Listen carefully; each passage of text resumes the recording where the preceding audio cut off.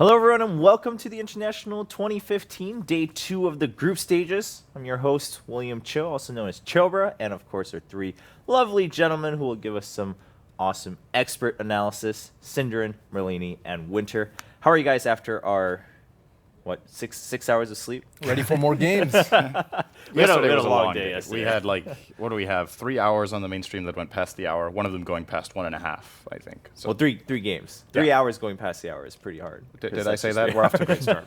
We're off to a great start on day This 2 is after this is a how good I rest. feel today. I know, Winter, you look pretty well rested. Yeah, I'm ready for another Cloud9 game. That's the right mindset. Bold I like statement. I'm it. ready for 4 more Cloud9 games. Oh, wow, I could do 8. okay. All right, Sin. You want to just hop around the different streams and go to all of them? We'll see you back here, see how you fare at the end of the day. But yeah, long day yesterday, but of course, thanks to a bunch of back and forth games, so to speak. I mean, really a lot of maybe results that we didn't expect. We'll take a quick look at the standings here to remind everyone how things went down on day 1. And for anyone who missed it, you'll be able to see how things are faring, maybe see if your expectations are correct or not coming into TI5. So far, I mean, it's hard to tell. Only one day.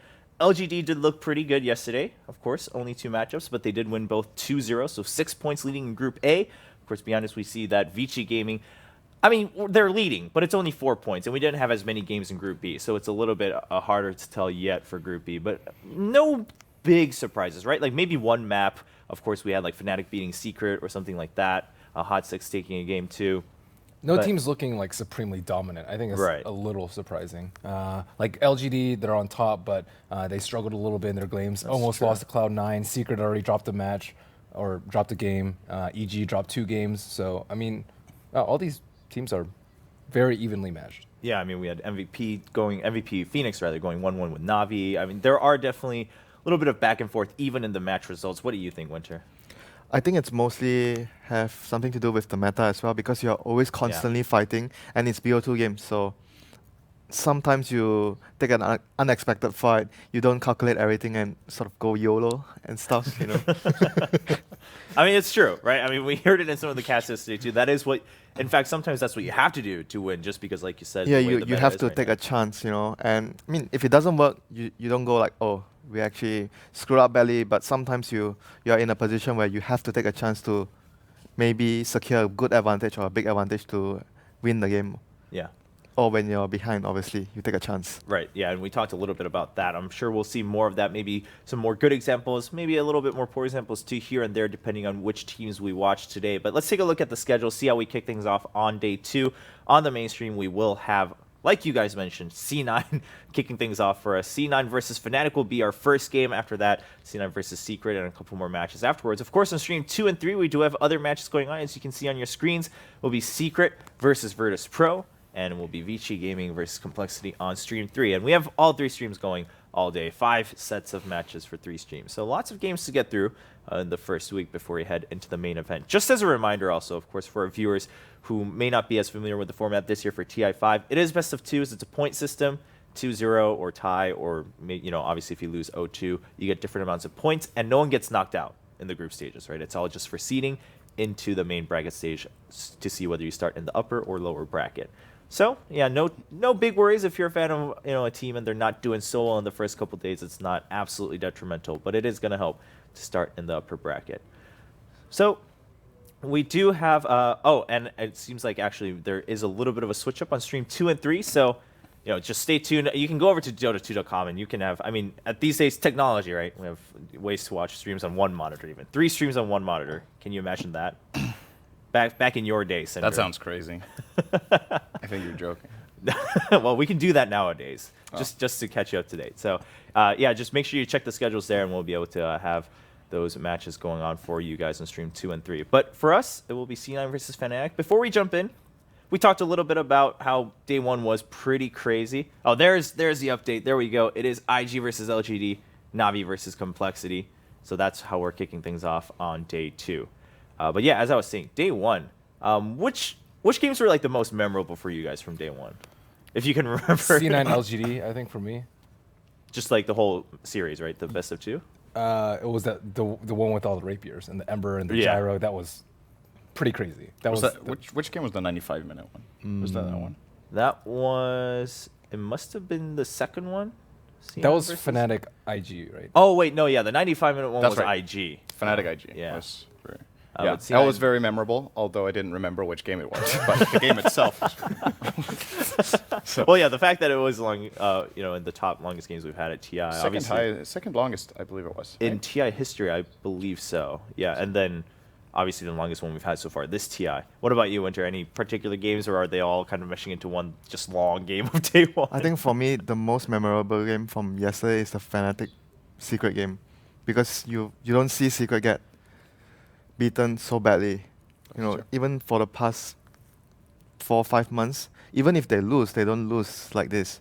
Yeah, that's true. Yeah, we caught that on one of the other streams, and yeah, Fnatic looked really dominant early game. So it was surprising on both ends, right? Sure, that's what Fnatic that's how they win, but for them to pull that off against Yeah, I Secret- mean, how often do you see RTZ when you look at him on the net worth chart?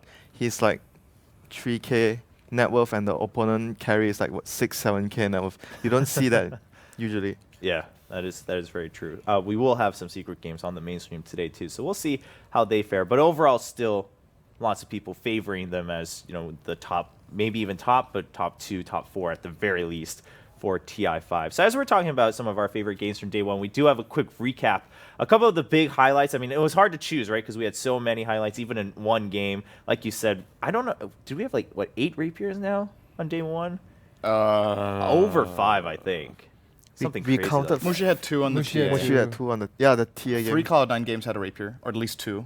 Yeah. The NTMH had 1, Ember Spirit had 2. Gyro there was a Gyro game that was rapier as well. It was Yeah, so Empire had a right? rapier. Yeah. So like 6 or 7. Yeah, so we've had a lot. I mean, we've already. That's probably- actually crazy. I think that's more than previous TIs have had in the whole tournament.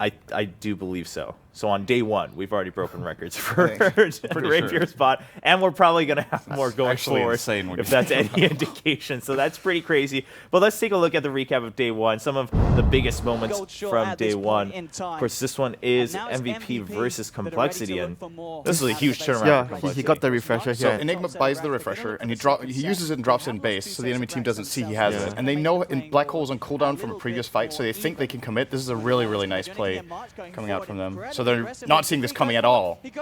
Yeah. It's a beautiful 4-man Black Hole. This does not win them the game, but if not for that, they would have, it's not so that, this team wipe, they go and end. Right. The game still goes on for quite a while, and it actually almost ends up being Mega versus Mega. But Yeah, that was a pretty monumental moment. Of course, this is LGD versus Cloud9. Lots of moments here.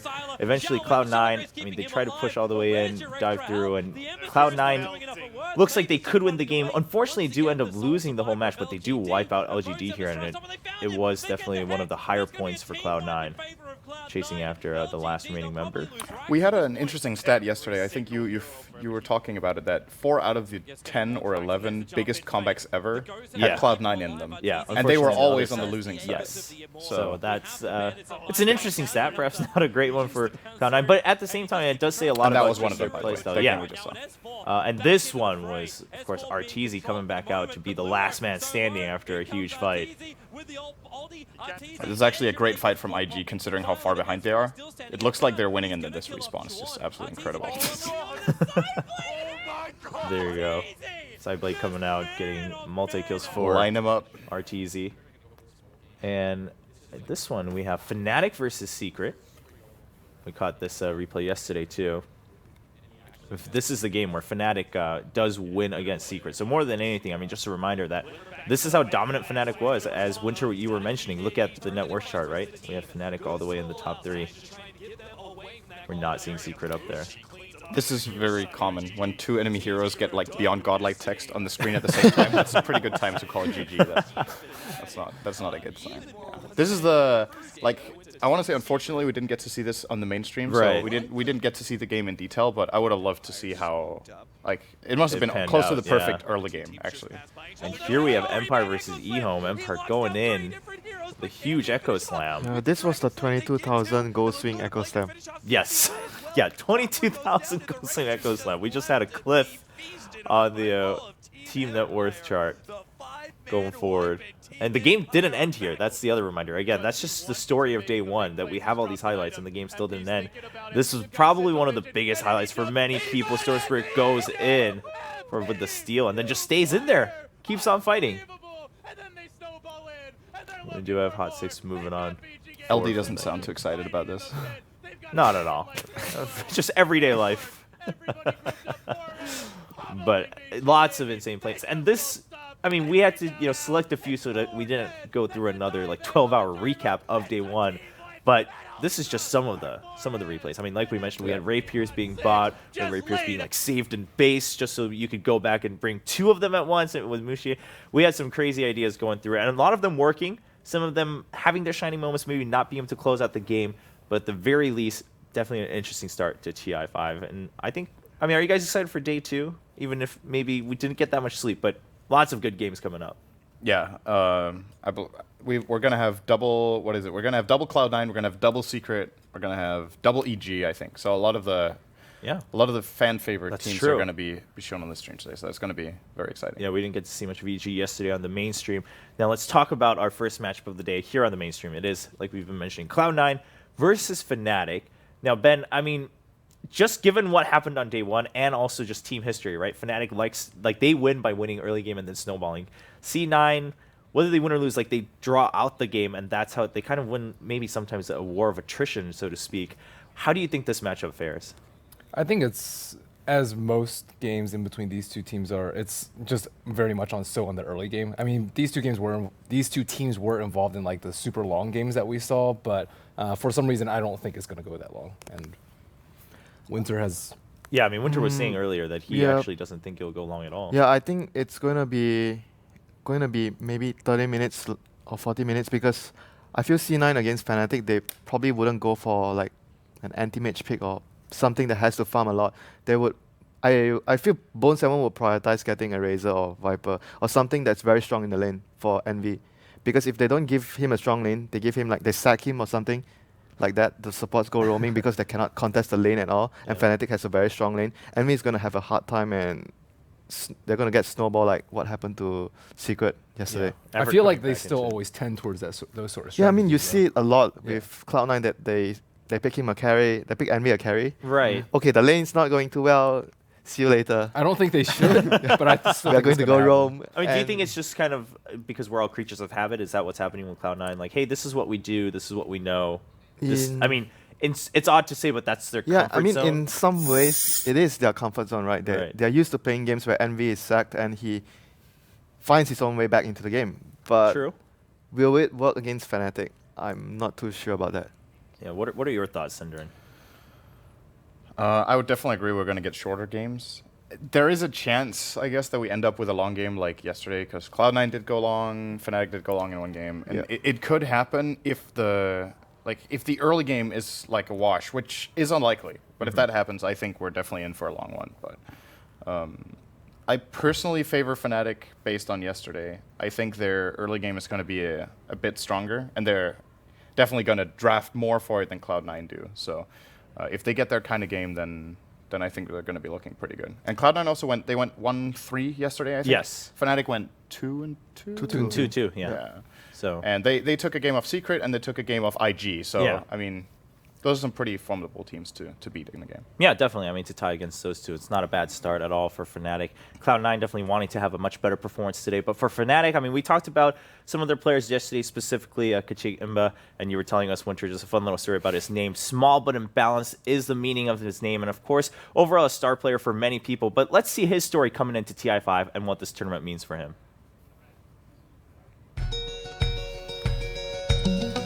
When I was 10 years old, I go to LAN cafe with my brothers, and we just starting to see all the LAN cafe playing a Dota game, so we learn it there. Most the older player at the LAN cafe around 18 or 19 years old.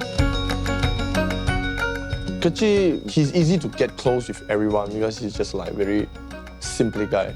You can talk any topic with him anytime. Kecil means small in Malay, so everybody starts calling him Kecil because he's so small. And then he thinks he's overpowered or something, so he calls himself imbalanced. Kecil Imba, because he thinks he's a small, imbalanced guy. Basically, we were representing Malaysia. After we achieved some achievements, the government looked at us, we were like, hey, these guys are pretty good and they're representing us. And then they start recognizing esports a lot more. They form a body, Esports Malaysia, to try to grow the esports scene. There are a lot of players, it's just that some of them are just not getting the chance. I found Kichi because we play a lot of LAN tournament, and then I felt that he can be very, very good in the pro gamer. So I asked him to join our team. Almost every Malaysian player very look up to Mushi because he's a very skillful and experienced player in Southeast Asia. Whenever people talk about Kachi, they thought of him as like, oh, he's Mushi's student, he's Mushi's student, and that's all they think of it. I think Mushi, it make me very a professional gamer. I think he's good guy. I just treat him as my little brother. Also, I promise his mom that I will take care of him.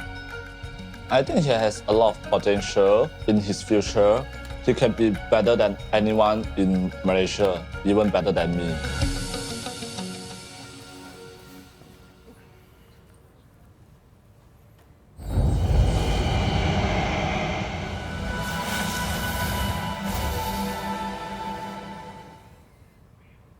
Kachigimba and of course Fnatic, originally playing as Team Malaysia, now coming in as the new face of Fnatic for Dota 2.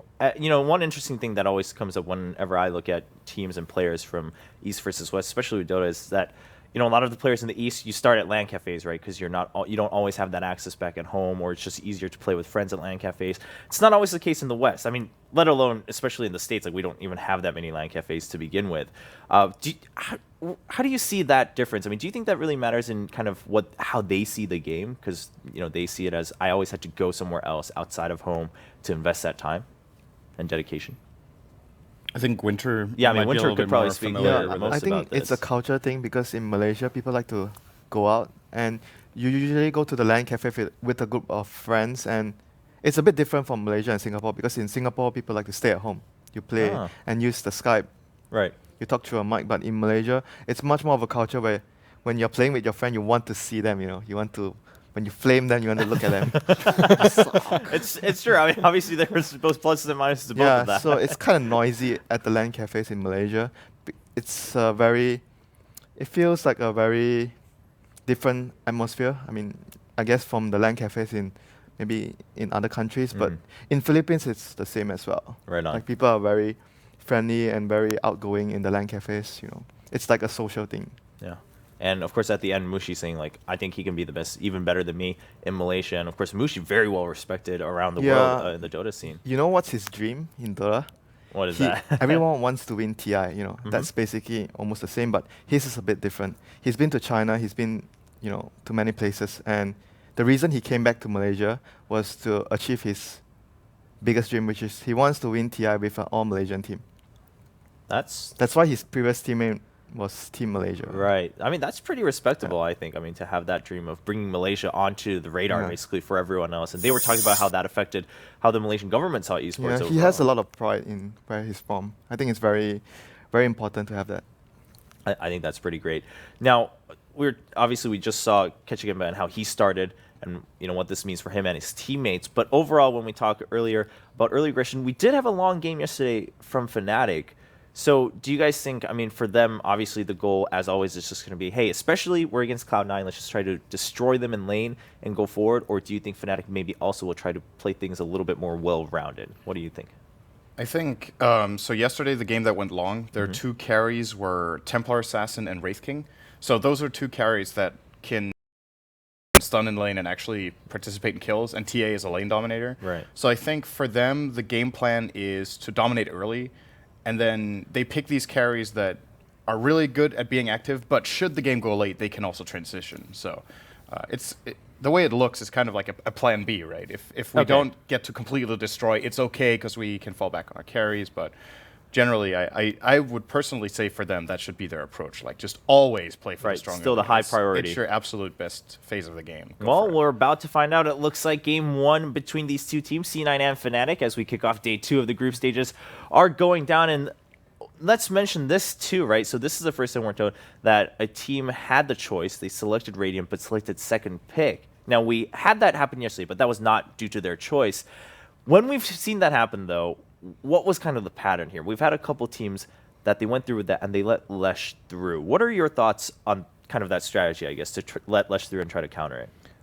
I mean, teams have probably little practice versus him, even though he's one of the most popular heroes. And I think that in scrims they probably play versus someone who's like, oh, this worked out really well, but that's the thing about Dota. It's like so specific. It will only work well in that situation versus that team because we had these heroes. And I think that giving away Leshrac is generally a mistake unless you can prepare for them, just because a lot of teams just switch it up as a support. And then you're like, okay, well, we devoted 2 or 3 heroes, like we saw the Pug Knight AT Mage that Cloud9 ran yesterday, and it just completely fell flat just because they had so many things invested to counter one thing, and then they just kind of took that out of the game. Well, I mean, out of the question here, of course, Lish being banned, and then Fnatic. This is also interesting because yesterday we saw Radiant teams, even if SF was open, Shadow Fiend was open, they just let it pass, maybe even for the whole game, and then it will get banned out in like the last ban or something by their opponents. Fnatic jumped right on that.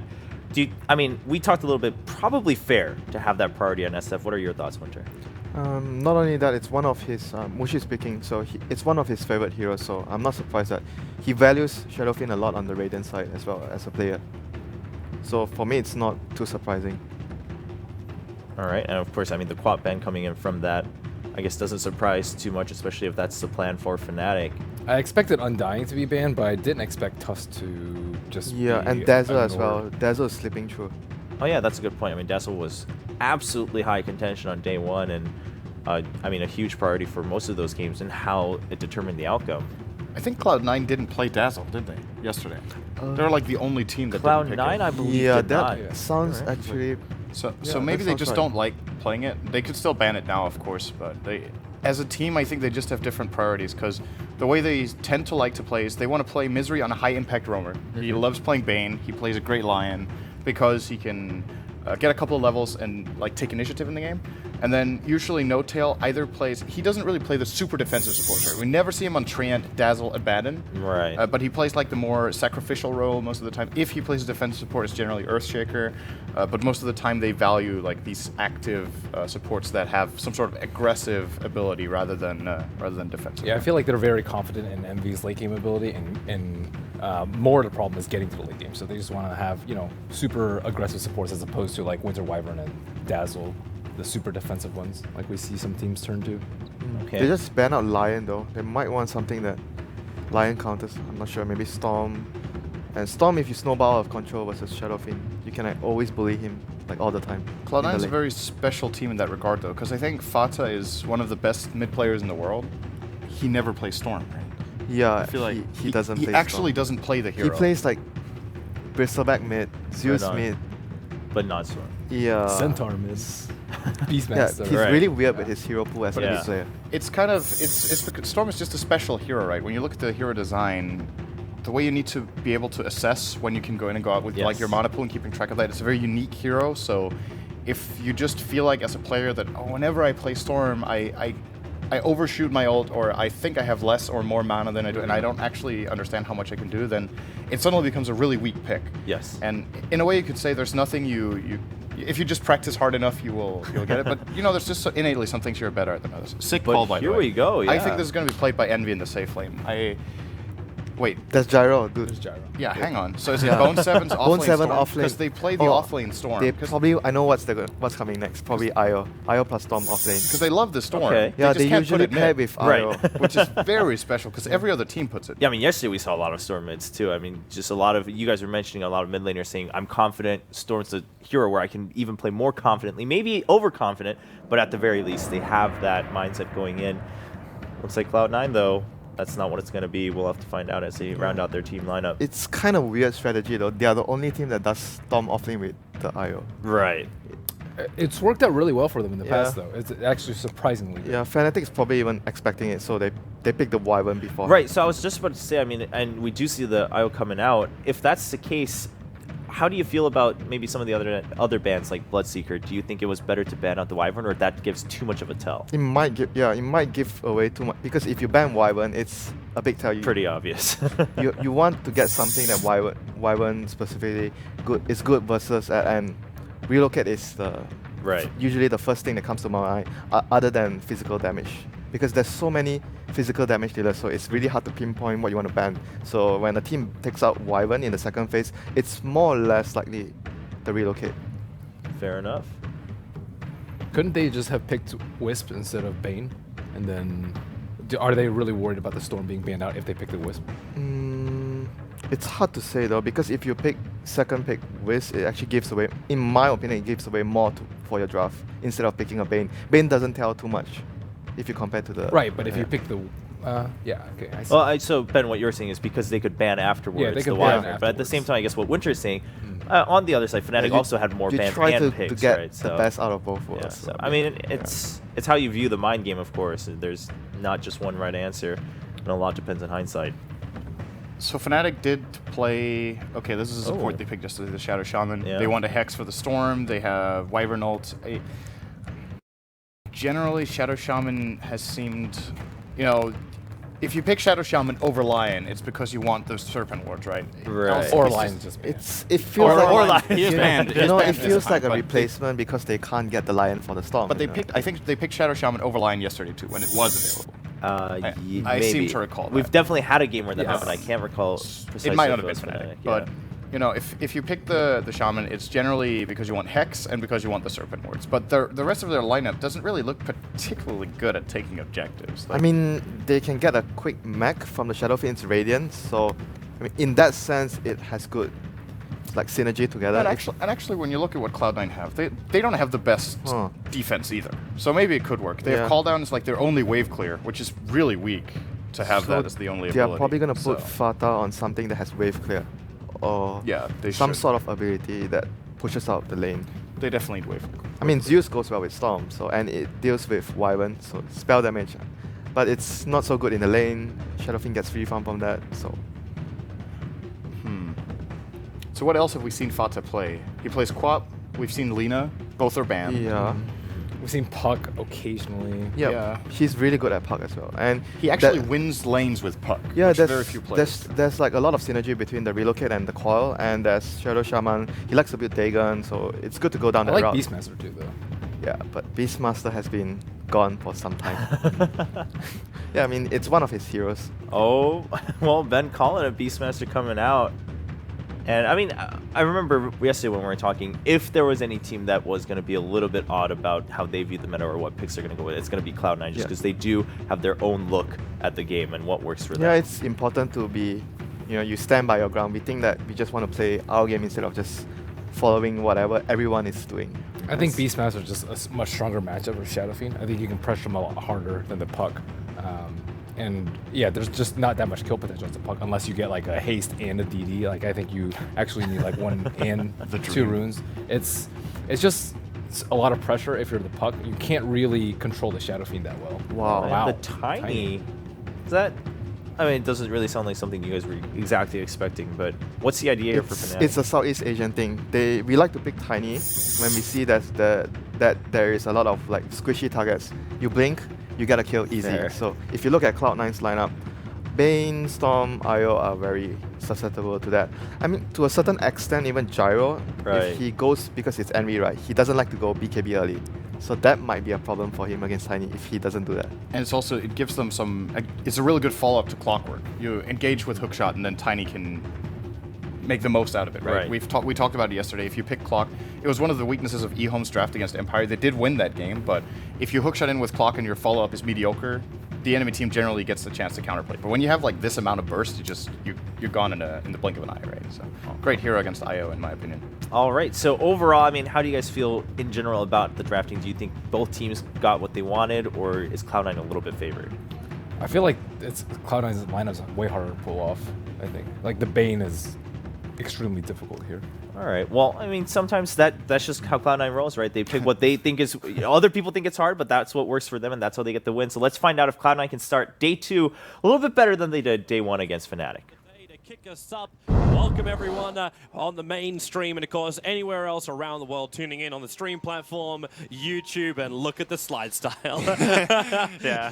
Waga's got it on his screen. Got a very beautiful Storm just sliding ahead. But welcome to everyone, of course, Dota lovers out there. And aggressive movement here by C9 running into enemy jungle. Of course, everyone is pretty used to scouting this, so KYX were in a good position to just check for this. C9's got the numbers with them, and they wouldn't mind a level 1 fight. It may not be the most brilliant thing in the world, And they just get the Observer Ward down. They do it from the other side of the tree line to keep it a little bit more secret, which is kind of funny after watching what Cloud9 did when that same ward was placed yesterday. Yeah. The 3-sentry moment where they did not find the Obs Ward. Yeah. And in fact, look at the ping. It's exactly on top of the Obs.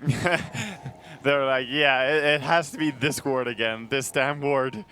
There was the ward Fnatic placed. Because Yeah. it was Cloud9 trying to de-ward, not Fnatic.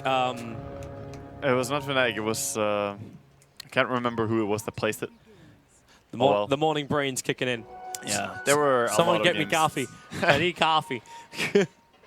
All right. So Kitchigimba is going to help out by blocking mid lane a little bit. Mushi realizes he's not going to get a rune. Actually, both bounties going the way of C9 in this game. No contesting at all on the Monteers. Well, thank you very much for Nox answering my question we were talking about during the drafting phase. Knowing that Gyrocopters weren't picking up as many Divine Rapiers, but Eternal Envy is Rapier Man. He picked one up yesterday up against Na'Vi. I like this aggressive play by Fada here on the mid-mid. Mushi taking a lot of damage from just a base damage of Beastmaster. It's kind of funny though, he's taking all this damage, but his consumables are very, very low. He'll have to almost bring out another sound to himself to stay in this lane. Yeah. So it's Or he just gets it from Johnny. That's another way. yeah, some support coming his way. And of course, beginning is very important for Shadowfiend in the laning stage. If you can get those quick early last hits, then it's going to be much easier to keep laning. And speaking of hard lanings, top lane, Storm realizes that his lane is pretty difficult, so he stacked his small camp actually. So he's ready to pull that and deny some. Kerchik actually came over to try and actually get rid of it. Now Bone 7, he doesn't have enough damage for this, even with the overload. But the Shadow Shaman does drop very, very low. Initially, he attempted to body block it, but then left a sentry ward behind. Yeah. So he'll be blocked for future opportunities. That's good. He can't stack it anymore now, but it's already a double stack, so Bone 7 is still not doing too bad. He can reset the lane now if he just walks and pulls the next creep wave, which he is going to do. Mid, we just see the battle of the supports. This is very much a 2v2 lane, and they decide to go for the Wisp and Gyrocopter off lane. Misery, Mushy, he's only got one level up in the raids as a Misery. Turns around for it, one raid, and there's the second on the maximum range. The Shadow Fiend did get the first kill before Fader was able to turn around and get a revenge. Yeah, I think he could actually have pursued to get the double kill there, Fader, since he has like, how much movement speed does he have on him? He has 25 more movement speed than the Winter Wyvern. But in the end, he plays it safe, backs out, and very good for him, of course, to get a return kill on the Shadow Fiend. Yeah. That's going to be nice power levels for him. Obviously, the SF had to split his levels between himself and the Wyvern. He got the first blood, though, so that's still very big for him. Yeah. I think both teams are happy with that. There's no downside for anyone. And Mushy can get his bottle from this, and without that first blood, he still would have been waiting a little bit longer, where Fada was able to grab his very early on, primarily because he was rushing for it. So it's the best of both worlds, and in fact, Johnny even TPs the bottle into Mushy. Yeah, very nice to have that express courier service by your teammates. KOXY is getting a lot of farm on this top lane. Yeah. He's third team 3. In fact, all 3 lanes currently are being won by Fnatic based on just pure CS, Yes. if we go on that. CS-wise, they're doing really well. Trying to kill top, tossing, not They got tossing him enough. back, actually. Have they got enough? They need a couple more pumps, and there it is. Wow, that was so close to him living. Shadow Shaman had the damage. Meanwhile, in mid lane, SF's going to pop again. Johnny also looking too healthy with that double damage rune over on Fada.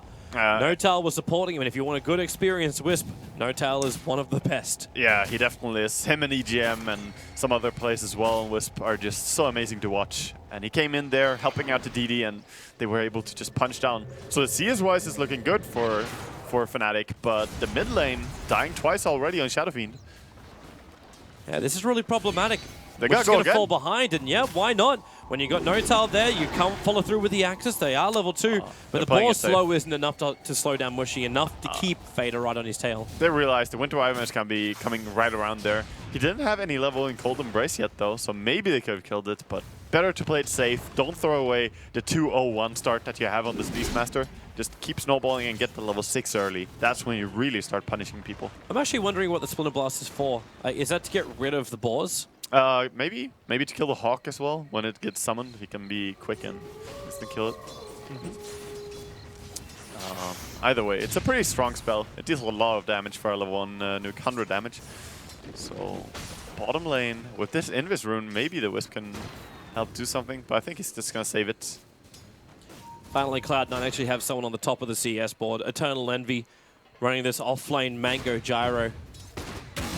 But Ohio is still finding some good levels down here as well, even though he's not really getting... Well, he's got 15 CS, so I can't say he's not really fighting CS. It's all about the mangoes. It's all about the Denali. There was a lot, yeah, there was a lot of focus on that range creep there. Some nice mind games going on. Even the cogs trying to get a deny, but Ohio finally giving it up. With the creep wave onto the tier 1 tower, Fnatic has to back up. They could TP in more support here if Eternal Envy really wants to get over aggressive, but when you've also got a Wisp with an Invis room bottled up, it's so dangerous to try and contest the dive, almost. Yeah, it really is. It really is. You gotta respect it a little bit more. But they're doing a good job at just winning this bottom lane straight up. And they're pressuring the tower so much, it's actually gonna go down very soon as they have the Basilius keep pushing with that extra armor for the creeps. Haya's trying to counter push it. He did put the 3 points up into the rocket flare, so he can get rid of this creep wave nice and quickly. Yeah. Extra rocket flare points is something you skill mostly when you're losing your lane. You will go into that. If you're doing well in your lane or think that you can win it, then of course you're going to get more points into battery assault, get the solo kills going. But this is also going to lower his solo kill potential when he is level 6. You know how we said Splinter Blast was leveled up for the Hawk? The Hawk managed to move all the way past the Wyvern in the mid, so Johnny was on the other side of the tree line, so the Hawk had a free path in. But you'll notice the fact that Fnatic don't have any stacks for the SF, and this isn't on purpose. Winter Wyvern actually came down trying to actually stack up, and he failed it twice already. Oh, that's... yeah. Failing the stack is very big, because Shadow Fiend relies heavily on clearing stacks. He can do it so easily that it's very important for him. Oh, Storm actually pops the regen rune immediately here, and it's gonna go into the enemy jungle, just looking for some stacks or something to do. Also, yeah, sorry, it's because he was sharing the bottle of Fader. yeah, exactly. Also knowing that he can take the bottom tower here. Misery in the trees Misery on the is the top. master at hiding. Kerchik's walked all the way around. Now they're going to see the... Actually, they don't even see the TP animation No, there. you don't see it. You have to have vision on him to get that. So they're pressuring top really hard with Mushi, but at the same time, bottom tower is going to be taken. So it's just a trade, but mid at the same time. Beastmaster, relentless. Yep, and bottom is gone. So say goodbye. Tier 1 for Tier 1. Here's the trade. Misery now in the mid lane too. Is he searching for... Well, he could be looking for just a run in after Fader goes with the Roar. But there's a lot more support coming in for Fnatic as the SF now returns to the middle lane. But Bone7 moving over. If they find the SF here farming his big camp, this could be dangerous, but they're actually going to back up. They don't have too much HP on Storm. Yep. So even his mana pool is pretty low. He actually consumes the mango now. Rip Mangle. It did its work. It did its job. It's like he can flash farm, but now where does he go? Where does he go? He's probably just gonna go and pick up his bottle or back off all the way. Does he have his bottle on the curve? He doesn't. I don't know. He's probably just gonna back then. That's Fader's bottle. Yeah. The one he shared before. He hasn't purchased one yet, but there we go. You have to buy a bottle as a Storm. There's no way you play without it. That means Cloud9 are playing with 3 of them. Yep. Because they've got Wisp, Storm, as well as Beastmaster all walking around with them. Yeah. 2 is really good. 3 is just, you know, slightly too many bottles, but it can also be... When you have heroes like this, they really rely on it. You can't really skip bottle in any of them. One of the very rare times we see Fader not going in for a mech as his first item. Yeah. Especially as a Beastmaster. He's opting for that. Oh, Kerchik, the call down. This is going to hurt like hell. They just go over the side. Storm Spirit jumps in, so they take out the Shaman. The nice cog block from Ohio is able to separate the rest of Cloud9, so he can retreat. That was a very nice call down by Envy, and they just split them up nicely. So the aggression still seems that C9 are stronger in every single engagement that we see, but the farm is... they're actually taking over in farm as well. Fnatic had a very good start, but not so much anymore. Yeah, now Cloud9, like Fnatic are grouping up as, well, 4 and then 1 on the side, while Cloud9 keep themselves very much spread out. Yeah, like, they do. You got Misery in the mid, you've got like No-Tail and Envy just having their fun on the bot, and you've even got Fader a very, very long way out in the top lane. And there's a little bit more support in the bot. They're covering all their lanes and jungles nicely. Yeah, he has been pushing really far on this Beastmaster, and it's important also that the Wisp is almost level 6 now. At that time, you can push even more aggressively with Envy, farm really, really deep into enemy jungle, and know that you can always get pulled out. Smoke move, Bone7 with the Invis rune, though, is going to break the smoke. So KOXY, there's the smoke off from Johnny as well. They still know someone's there, but they've got no detection. You can see how they start running in circles. So like, where is he? Where's the bastard? Maybe he's in the trees top lane. Kerchik dropping down. Fader gets a Roar, a TP away. Mushy, he's got 1 race left, but that won't be enough. Yeah, not enough to kill there. And we're going to see more action. Ohio gets initiated upon by Bone 7 here. Can't even hook shot. When that Vortex just drags him back by his heels, Yeah. Cloud9 getting the exact start they wanted to, and it's such a critical game for them as well, being so low down in the group stage right now. They need to fight their way for the 3 points. They need a 2-0 victory over Fnatic. I like their draft. It has the late game. It also has really, really good ganking. And the split push is not bad either. Going into a Necrobook is going to add even more pushing power as well. And they do have a lot of gold on this Beastmaster now from the mid laning.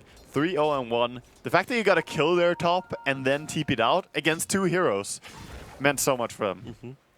Is this going to be a Force or a Necro for Fada? I'm assuming Force stuff goes to the clockwork, but is there... Oh, no, it's most guaranteed a Necro. It is? Yeah, I'm pretty positive on that. Like, it's just synergizes so well with Beastmaster. There's no way you want to pass that up. And if Clockwork hooks in on the Beastmaster at least, then you can just pop the Necro, and that's going to tank a lot of the battery assault anyway. So you don't need to get out. Of course, it would be nice to have 1 Force staff, but I don't think Beastmaster's the one to buy it. I suppose when you also think about the Bane, he's another one of those ones that can mess around with the clockwork when he wants to initiate. Yeah, definitely. Speaking of that, they're trying to initiate onto the bottom lane, and they're thinking they're being watched, but hilariously enough they are, but not in the jungle area. Oh, they relocate top. Yep, they're jumping up, they're going no-tail very, very low. He needs more. He's retreated all of his 1 charges. He will end up dropping Ohio. The Cold Embrace keeping him alive. And Eternal Envy shackled up. It's going to be a 2 drop down. They do kill off the SF, but considering that's his 3rd death, yeah, Shadowfiend can also recover very quickly, so it's fine for him to die in the exchange of 2 enemy heroes, especially the Gyrocopter, of course. We might see more action here top. No, they're gonna... There's no roar anymore. Yeah, they have the Fiend script, but he can't get that close to Ohio. That was a little bit overcommitment by C9 going too deep there. And we saw once again Winter Wyvern and how a defensive spell, the Cold Embrace is doing so much work. That's why we love C9. They can extend the game by giving Fnatic an edge. Was it Drascal who said, as long as C9 play Dota, I'm never going to get bored? That's very, very true. Well, no tell. The toss, throwing in the Shaman. He can go in for the Hex. Doesn't want to go for the Shackles, however. Not while Eternal Envy's there. The cooldown's up in 1 second time, and maybe Envy feels like he can go for KOXY Mushy. Not going to happen. I'm not sure about that tossing in your Shadow Shaman, as he's one of the slowest heroes in Dota. He has 2 armor, and he has no items. Well, of course he gets to disable on the enemy, but what then? Yeah. Maybe you felt like the Ether Shock was going to do a little bit more work, or... Yeah, I think they needed the Shadow Fiend to deal more damage if they were going to kill something there, but too hard. And the mech is coming up now in just 20 seconds on Shadow Fiend. That could actually have made a difference there. Yep. Then actually moving underneath for towers this early on would have been useful. Another smoke by Fnatic, and again they're going to walk over to Cloud9. This time though, no Invis hero, but it's a double damage Bone 7 that very wisely didn't turn around. That's the first reveal of the Blink Dagger from the Tiny, and they only get the kill on the Wisp. Yeah, that's still very good though, because you want to go on those targets that you can instantly burst as a Tiny. So Wisp, that's the easiest one that you can find on the entire of C9. You could probably still burst, well, potentially the Bane. And then after, the other heroes are actually up at 1200 HP, so they're kind of hard to kill.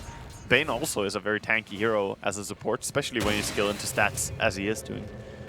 I'm wondering if Mushy is going to get concerned about the Beastmaster. Oh, here we go. KYXY, Blink, Avalanche, Toss. One shot. Yep, there goes your Bane. That's the Wombo combo. KYXY is actually finding a lot of initiations here. Really good for them, and they're going to get the mid tower. Goes the way of Mushi. Hotel, relocate. They're going down the bottom lane. Again, Kerchik just seems to be the cannon fodder for the Gyrocopter. I mean, that's a sad role to have. You're like the Shadow Shaman, and you're like, yeah, I need to split push a lane. Against the Storm, a Wisp, a Beastmaster, the Hawk, you're not going to be happy against this. Yeah. But the rest of Fnatic will be very, very happy. Like, this Tiny's getting a lot more momentum. Having that Blink Dagger is a good start. But at the same time, I'm wondering if the mana pool is going to be enough. I was looking over at Fada. He's already got his level 2 Necro book. You're talking about disadvantages up against a hero like Clockwork, as he's now going to just go for the Raw, burn off all the mana. The Boars, the Cold Embrace will keep Ohio alive. But then again, only for a little bit longer. Yep, those Necro units are not giving up the fight. In fact, now they just turn over to Johnny as he's out of his Arctic Burn. Yeah, they don't get a kill, though. At least it forces both these heroes to back to base, so that's a lot of space created by Fada. He didn't get the kill, but he forced reactions, and he was very close to killing them. Yeah. To get back to my point, I'm wondering if Mushy is worried that he won't have a mana pool when these Necro units come in.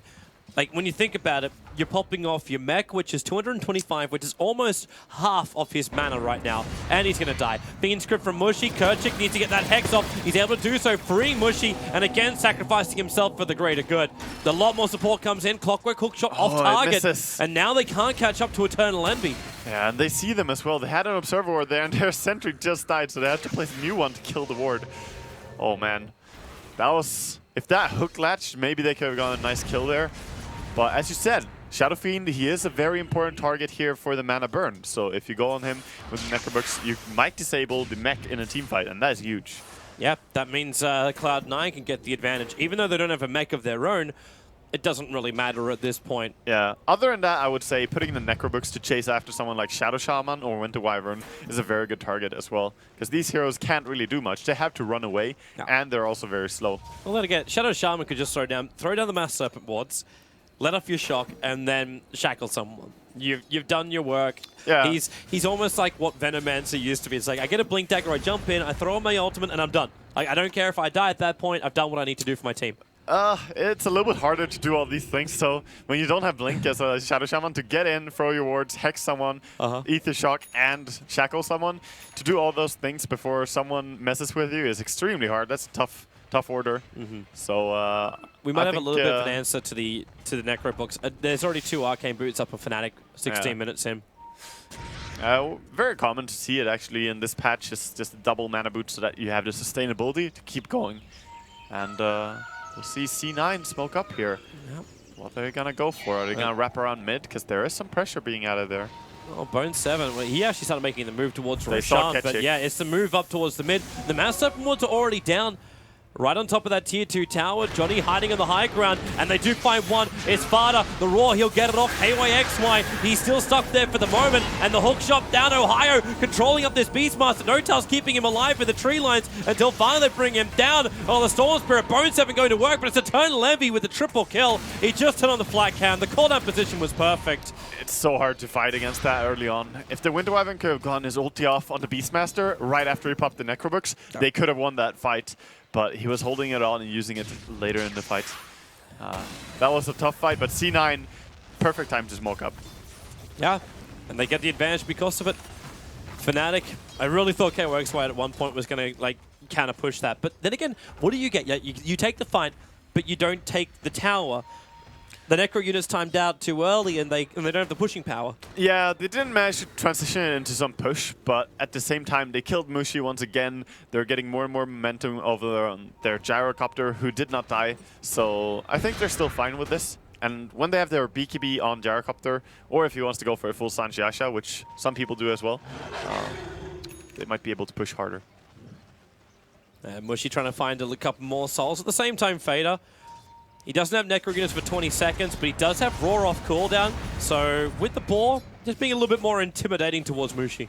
Yeah, just running around here and showing how he is putting pressure into the enemy jungle, resulting in all of Fnatic moving down here. I actually love the way like Fada backed off straight away after the Clockwork rocket flare, and she took out his Hawk. The Hawk was sitting back on the tree line a little bit further to the north of where Mushi was, watching to see the Fnatic rotation. Yeah. And he saw it and lost it. Yeah, definitely. So, some pressure here, but they might just back off. I don't think Fnatic should force this. C9 are very strong in every single fight that they have taken here. They're smoking up again, looking for the fight. They want it, for sure. Yeah, they're getting aggressive. Send the Hawk down first. See what you can find in the tree line. They're not going to find him there, however, as Fnatic have backed up. 2 raids being used by SF. They're on their tracks. They can see them now. I actually saw the Shadow. Bone 7, long jump. He goes for Mushi, and then the ulti, controlling up the Storm Spirit. They're going to bring down Bone 7 Eternal Envy to horrible position. Ohio locks him in the Blade Mail. He was killing himself. And with the Mass Serpent was at the perfect positioning, No-Tail going to relocate himself away to safety, while the Roar might come out from Fada, trying to buy a little bit more space for Necro units to kill off Kerchik. They can't even get that. Misery at least can Nightmare up KYXY, so they can't chase down that front. Fader will be able to TP himself out to safety, but No-Tail, he comes back to the graveyard that was the Gyro and the Storm's corpses. Hey man, what was that about the instant disable against Storm? So hard to play Storm. You can't jump in like that. When you jump in and don't see the entire enemy team, if you get frozen in that stuff, I mean, Mushi just killed him instantly. So C9, they were stretching to catch anyone there, but when Storm jumps that far, his team is just not with him. There was the two cores as well. Like, it wasn't just the Storm Spirit Yeah. getting locked down. Like, yes, he died very quickly, but it was the hook shot that came in from Ohio that With then the blade isolated mail. Eternal Envy. Yeah, he turns on the Blade Mail, and Envy doesn't have BKB yet, so he could not stand where he was. He did the damage unwillingly into the Clockwork. Yeah, Blade Mail Clockwork early against the Gyrocopter is one of the best things. Also against Leshrac, against these heroes, it is so amazing to have. And now we're gonna see, they did again not really take any major objective here. Sure, it's just one team fights right and left, but very important heroes dying, as you said, Storm and Gyrocopter. Yep. The two big ones going down, the experience and gold being spread out now, and this means that the Tiny, like, he's up to level 11, but more importantly, is just over 1,000 gold away from having the Aghanim Scepter. So you start getting into the later portion of this game with the pushing power the Tiny offers. You win one fight, you take an objective if the Tiny survives. Yeah, late game is very scary from Fnatic. Tiny is one of those heroes that I fear the most going into any late game, because he can quickly just turn a team fight, one team fight into an entire mega creep. Like, if you fight outside your base and lose, you might just be done for. Fnatic just flew a smoke out to the bot lane. It was scouted out by the Beastmaster Hawk, but the TPs are already coming to the mid. Eternal Envy doesn't really want a bar of it. Fada is still pushing up the top lane. Envy needs his BKB. He needs to back out. They can't really fight yet. And Fada, as you said, he's pushing top. Just, I think he canceled his TP here as well. So now managing to pressure some. This is a lot of pressure to a tier 2 tower. They need to react to it now. Necro units can be triggered, but you got Mushi running in with a haste rune.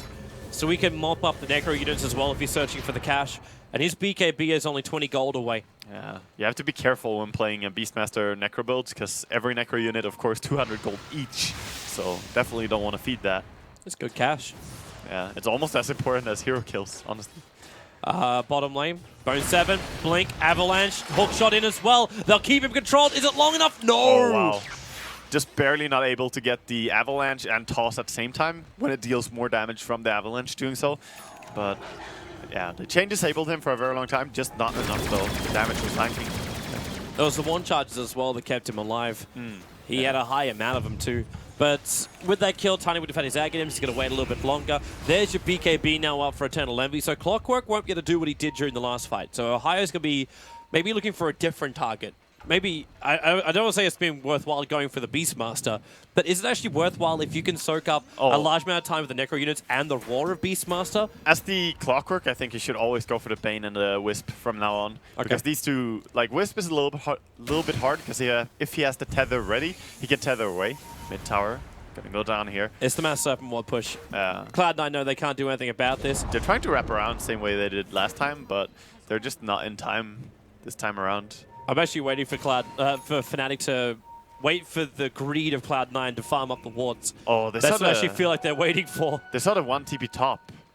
They saw the 1 TP top from Shadow Fiend, and now they're trying to take a Roshan from that. They have extremely good vision around the Roche pit. Clockwork Rocket's coming down though, and this is going to reveal the fact that Roshan's being done. They don't have a mech. They're so low HP on Fada. The smoke is there from Fnatic. Hook shot down, and he goes into the Necro unit. He didn't actually hit a real hero. It's only going to be that little Necro unit that just continues to chase and burn off the mana hero of Ohio. Johnny's trying to slow it down, but the Avalanche toss. They catch out Misery. Will brain set back a lot of that damage, which was dealt to Eternal Envy with the BKB call down position. Johnny, he embraced himself. Where's the damage? KOX by the Fiend's Grip. He's the first one. Actually, not the first one. He's one of 3, about to be one of 4 to go down.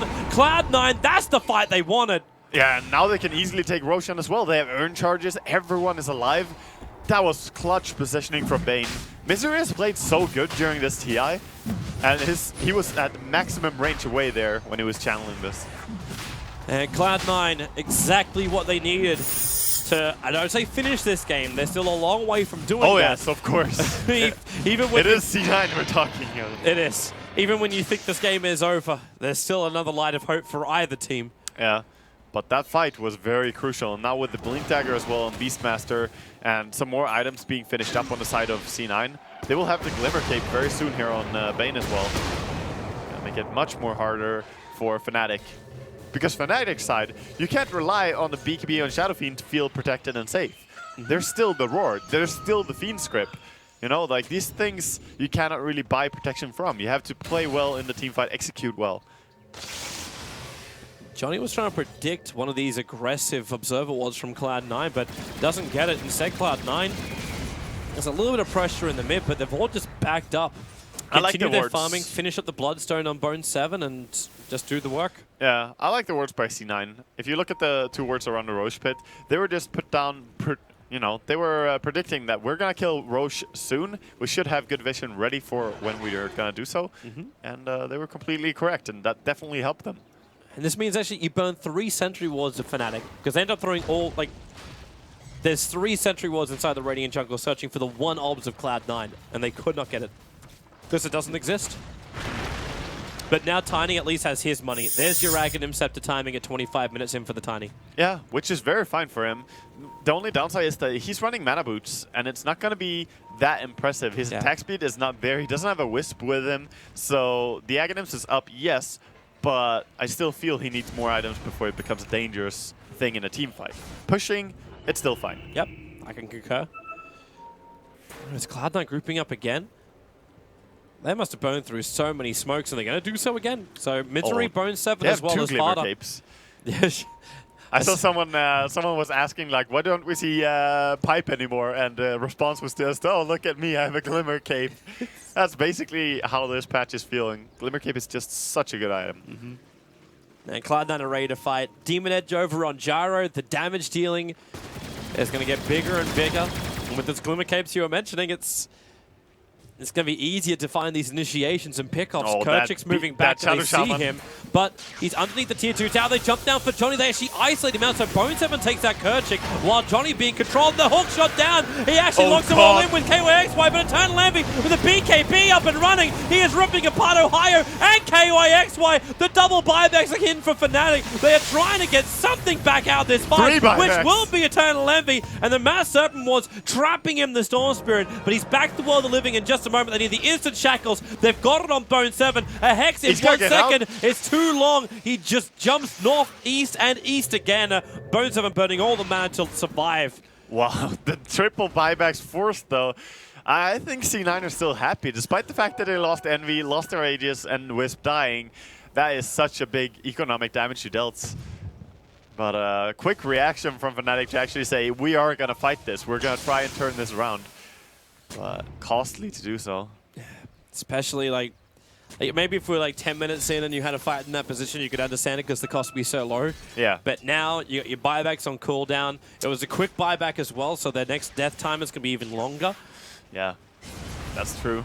At least the Shadow Fiend did not die. If the Shadow Fiend died there, that would be a disaster for Fnatic. But already, they're going to have to struggle to recover from this. Need to get out on the field and start taking the fight to C9. They do have the heroes to do that, though. Yeah. Right now, C9 have such good vision, though. With the Hawk, with the aggressive ward on the temple, on the top part of the map. They're just hard to get out to. Just give it some time. Cloud9 will push eventually. And then you'll be able to counter-initiate in and just keep your farm going in the meantime. There is a Bloodstone now on the I'm gonna say off lane Storm. He was safe lane, but he was also solo against the dual lane, so yeah, it's a sacrificial Storm. Maybe this is their moment, so Fnatic don't want to wait. They TP in towards the top lane. Ohio's the man, the extra man to come in. Looks like Mushi's also building in for a Lincoln Sphere as his item choice. And they're going to use him as bait. I think it has to. BKB Lincolns is probably the build in this game, looking over to C9's heroes. Smart itemization. I don't think he can go for anything else. Manta style maybe, but that's still not going to save you. And so aggressive ward just in the top river for Fnatic. They don't really have any other vision across the map. NoTail has only purchased some form of boots in 3 of his 6 games on Wisp in this patch. So in 3 of his games he has been bootless like he is in this game. Yeah. It's kind of fun to watch actually. I guess inventory slots are really important for Wisp. That's the main reasoning. And also you're saving some gold. You don't really need boots if you're always tethering to people. Very curious. Out of interest, okay, never mind. Sorry, Eternal Envy was just standing in the middle lane and the courier was standing there next to him with his 2 javelins. With a double jabble? With his double javelins. Yep, there's your relocate. They just go in and, well, the Shadow Fiend did not survive long.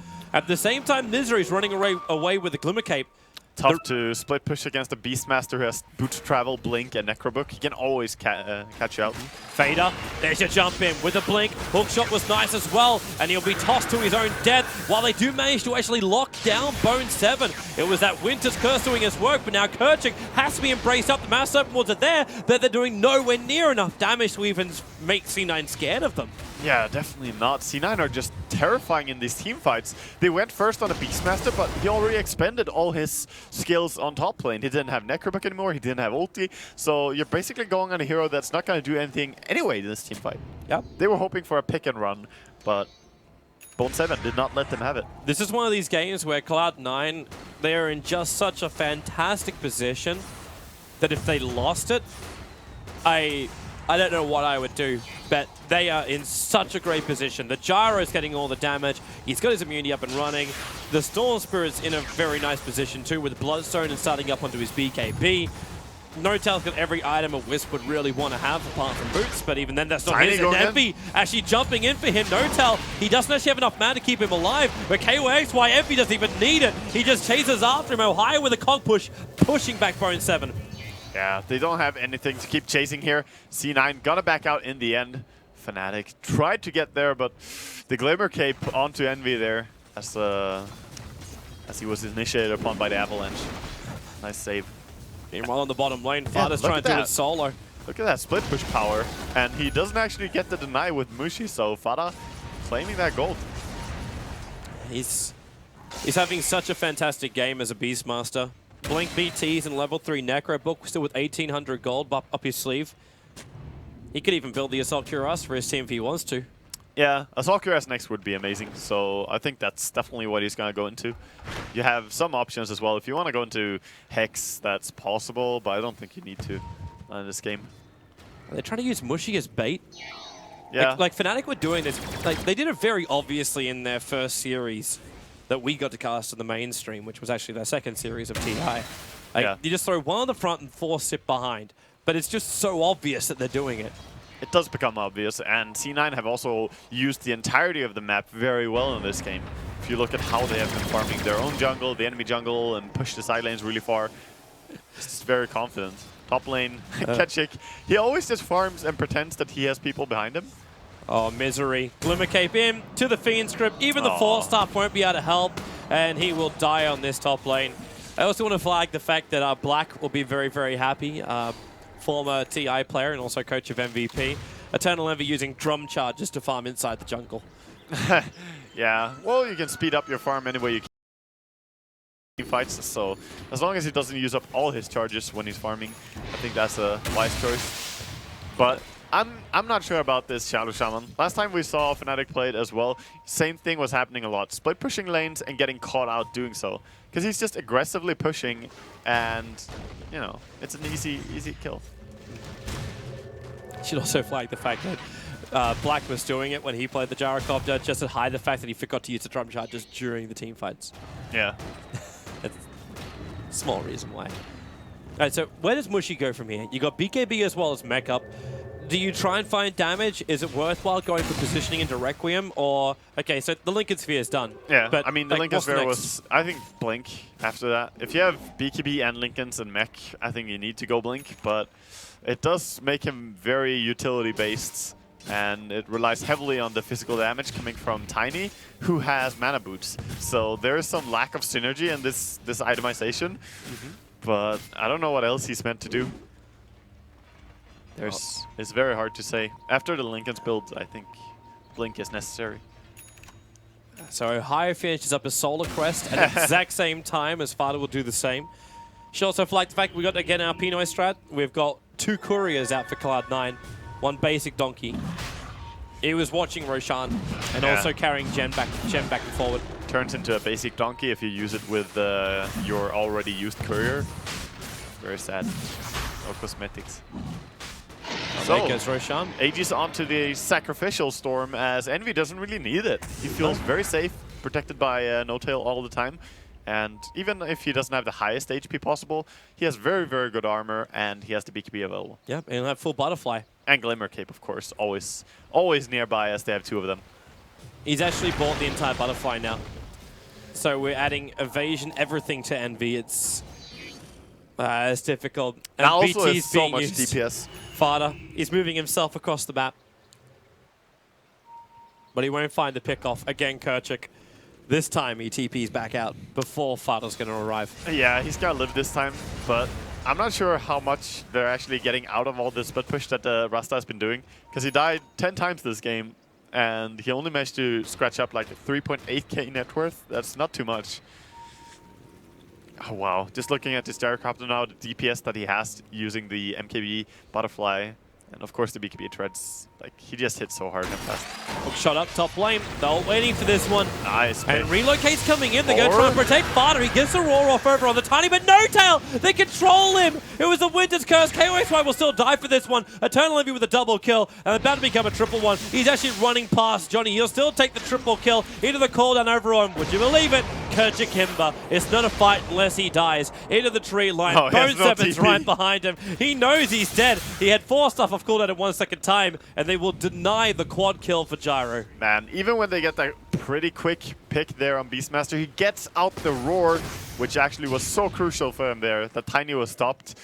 Oh man. And even if No Tail died very quickly there, you could just see how powerful the gyrocopter is coming into that. And of course the Storm is doing really well and confident with his Aegis. Just does it all by himself. I like how he's hitting the tower. He's like, oh, back to regen, but whatever. He's just here for the creep wave. Give us some momentum. Bane's also at the point where he could... Okay, he just bought something else. Vladimir's. Yep. Vladimir's offering. Helm with the Dominator is also being purchased up now for Eternal Envy, so he's got lifesteal to add to this gyrocopter. Plenty of lifesteal actually, as the Vladimir's of course works for range heroes as well now. So this is really nice. I was actually waiting for Misery to pick up something like a Blink Dagger instead. Yeah, the Blink Dagger would be a possible build, but I think his positioning is already so good that he can just rely on the Glimmer Cape to get himself where he needs to be, and then he will just be there with the Vladimir's, give the aura to the team. Bone 7, long jump, and hello, Kerchik. And goodbye, Kerchik. 4-star. Actually, no, he lives. He lives. With the 1 charges. Yeah, never new day. underestimate. That's the good thing when a Storm jumps you. He's going to give you tons of 1 charges as he jumps around over and over again. And managing to just barely live. Barely just. It looks like they're going to lose their Observer Ward, Cloud9 inside their own jungle, but the defensive Hill Ward from Fnatic, try and see when Cloud9 are going to initiate in. Difficult to predict, however, when you got to relocate and a Storm jumping. Yeah, true. The Storm... And a Beastmaster TPing into his own Hawk. Exactly. The amount of pick-off power that C9 have makes it very, very difficult for Fnatic to play this kind of split-pushing game. And hey, that might be C9 just reading into how Fnatic have been playing, because they like doing this. They like having one support pushing out a lane really far on his own, and punishing that is something that C9's lineup is customized and tailored to do. It's perfect. Bone 7 showing himself again in the mid, and so is Mushy.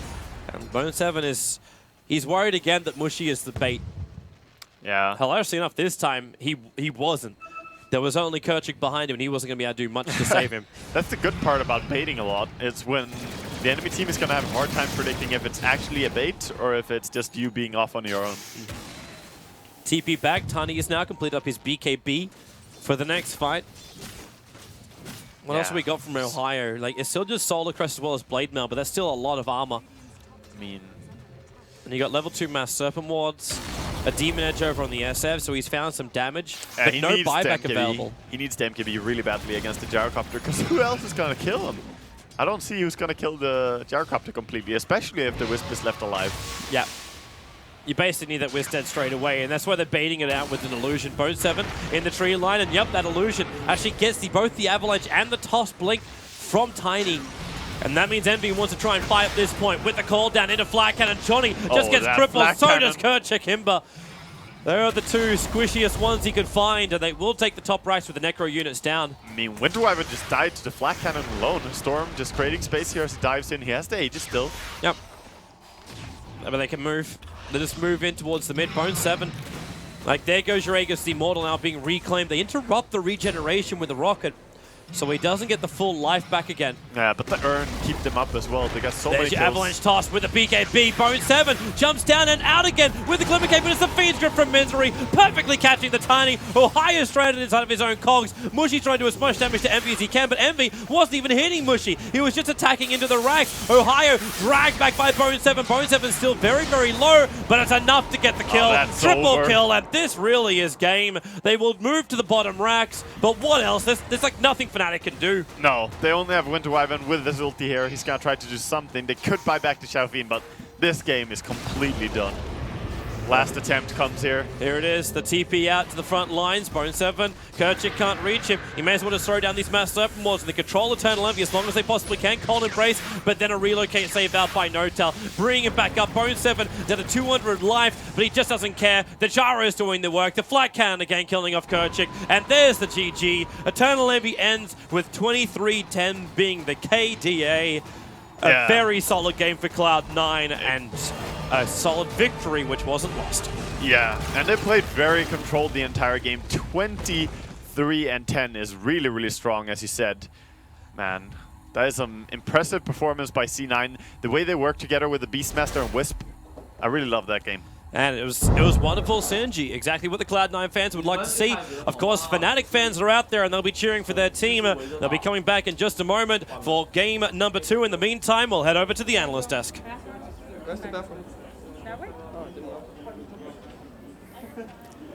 Thank you very much, gentlemen. Yep, C9 kicking things off a little bit better here on day 2 against Fnatic. Yeah, I mean, as the caster was mentioning too, I mean, the Beastmaster is something that, Ben, you mentioned was a possibility, but generally maybe not picked in the recent meta. Comes back out for Cloud9, does a good job, of course, all of them. Fnatic not looking too pleased with their result, and we can see Mushi just giving orders to his teammates and just reviewing a little bit about where things went wrong that game. So let's talk about our take on it. I mean, gentlemen, what did you guys think? Early, mid, I mean, where did things go wrong for Fnatic, or was it just Cloud9 being on point throughout? We thought the Shadow Shaman was really weak. It's a very risky pick, especially when you don't get off to a good start. And they put Gyro in the offensive lane, and they weren't able to get any sort of farm up on the Shadow Shaman. And like he can split push later, but versus a Wisp and a Storm, there's no way you're gonna be able to do that much damage at opponent's base. Yeah, I mean, to be fair, of course, like early on in the game, it was like Shadow Shaman getting killed and then Bane getting killed and like back and forth. I mean, the Tiny jumping in, then the Storm Spirit jumping in back and forth for a little bit of assassination on both sides. But Winter, what did you think? I mean, so far that's been the consensus yesterday too. Whenever we saw Shadow Shaman, was that, yeah, I mean, theoretically we see the validity, but overall just too weak to even get to that point to make that happen. Do you still agree with that? Yeah, me and Syndrome were talking about, like, if Fnatic, they want to win this game, they have to be in prime control in the early game. They have to pick good laners, and Shadow Shaman, unfortunately, is not a good laner at all. And he got bullied so much in the lane. Like, even in the whole game, he was just like food for everyone. He got killed off repeatedly because it's just difficult to play Shaman against like Storm, Beastmaster, and the relocate. Yeah. Let's take a replay real quick, of course, about that early game. Now, Cloud9 playing it pretty well. Envy starting things off quite well here. I believe gets a double or triple kill for Cloud9 in this fight. I mean, the important thing about going Blink in this sort of tiny build-up, you have to burst someone down with your combination when you go in. Right. If you don't get someone down, you're in a lot of trouble in the fight. And that's what happened. They went on the Beastmaster and he didn't die right away. He got his raw off and the whole fight just... I mean, they built tanky on pretty much everyone, though. I mean, there was not too much strength on the Wisp, but even he had earned the... Yeah, Bane had like they 1300. compensated the weakness of their lineup with items. Like they had more strength items. Like even we saw from the Bane, there was this one fight he got jumped by the Tiny and he had threads, strength threads, a And cloak, glimmer. I mean, he had the cloak there. Yeah. Just the cloak, yeah. Yeah, just the cloak. Yeah, he had so much HP, he didn't die right away. And that's how you should play against a Tiny that went for early blink as a support. You make sure that you don't die in one combination of spells and you're good to go after that. Yeah, and so Sin, I mean, are you on point with that? Because obviously early in the game when Tiny was doing well, he was going and jumping and blinking and getting those just one combo kills on 2 or 3 heroes. But of course, going forward, like you guys said, making that up with items, is Cloud9 just a little bit more on point in game today? Because the drafting yesterday wasn't always questionable. It's just there's like the thing that ends up happening in this game. I think Waga was also talking about in the cast is that you have a Tiny with arcane boots. You have a Shadow Fiend who has to go multiple utility items, mech, BKB, and then Linken's to even be able to fight. What's your damage? Like, you have the Tiny Burst and that's it. Your Mass Serpent Wards are not strong because your Shadow Shaman is level 0 at minute 30.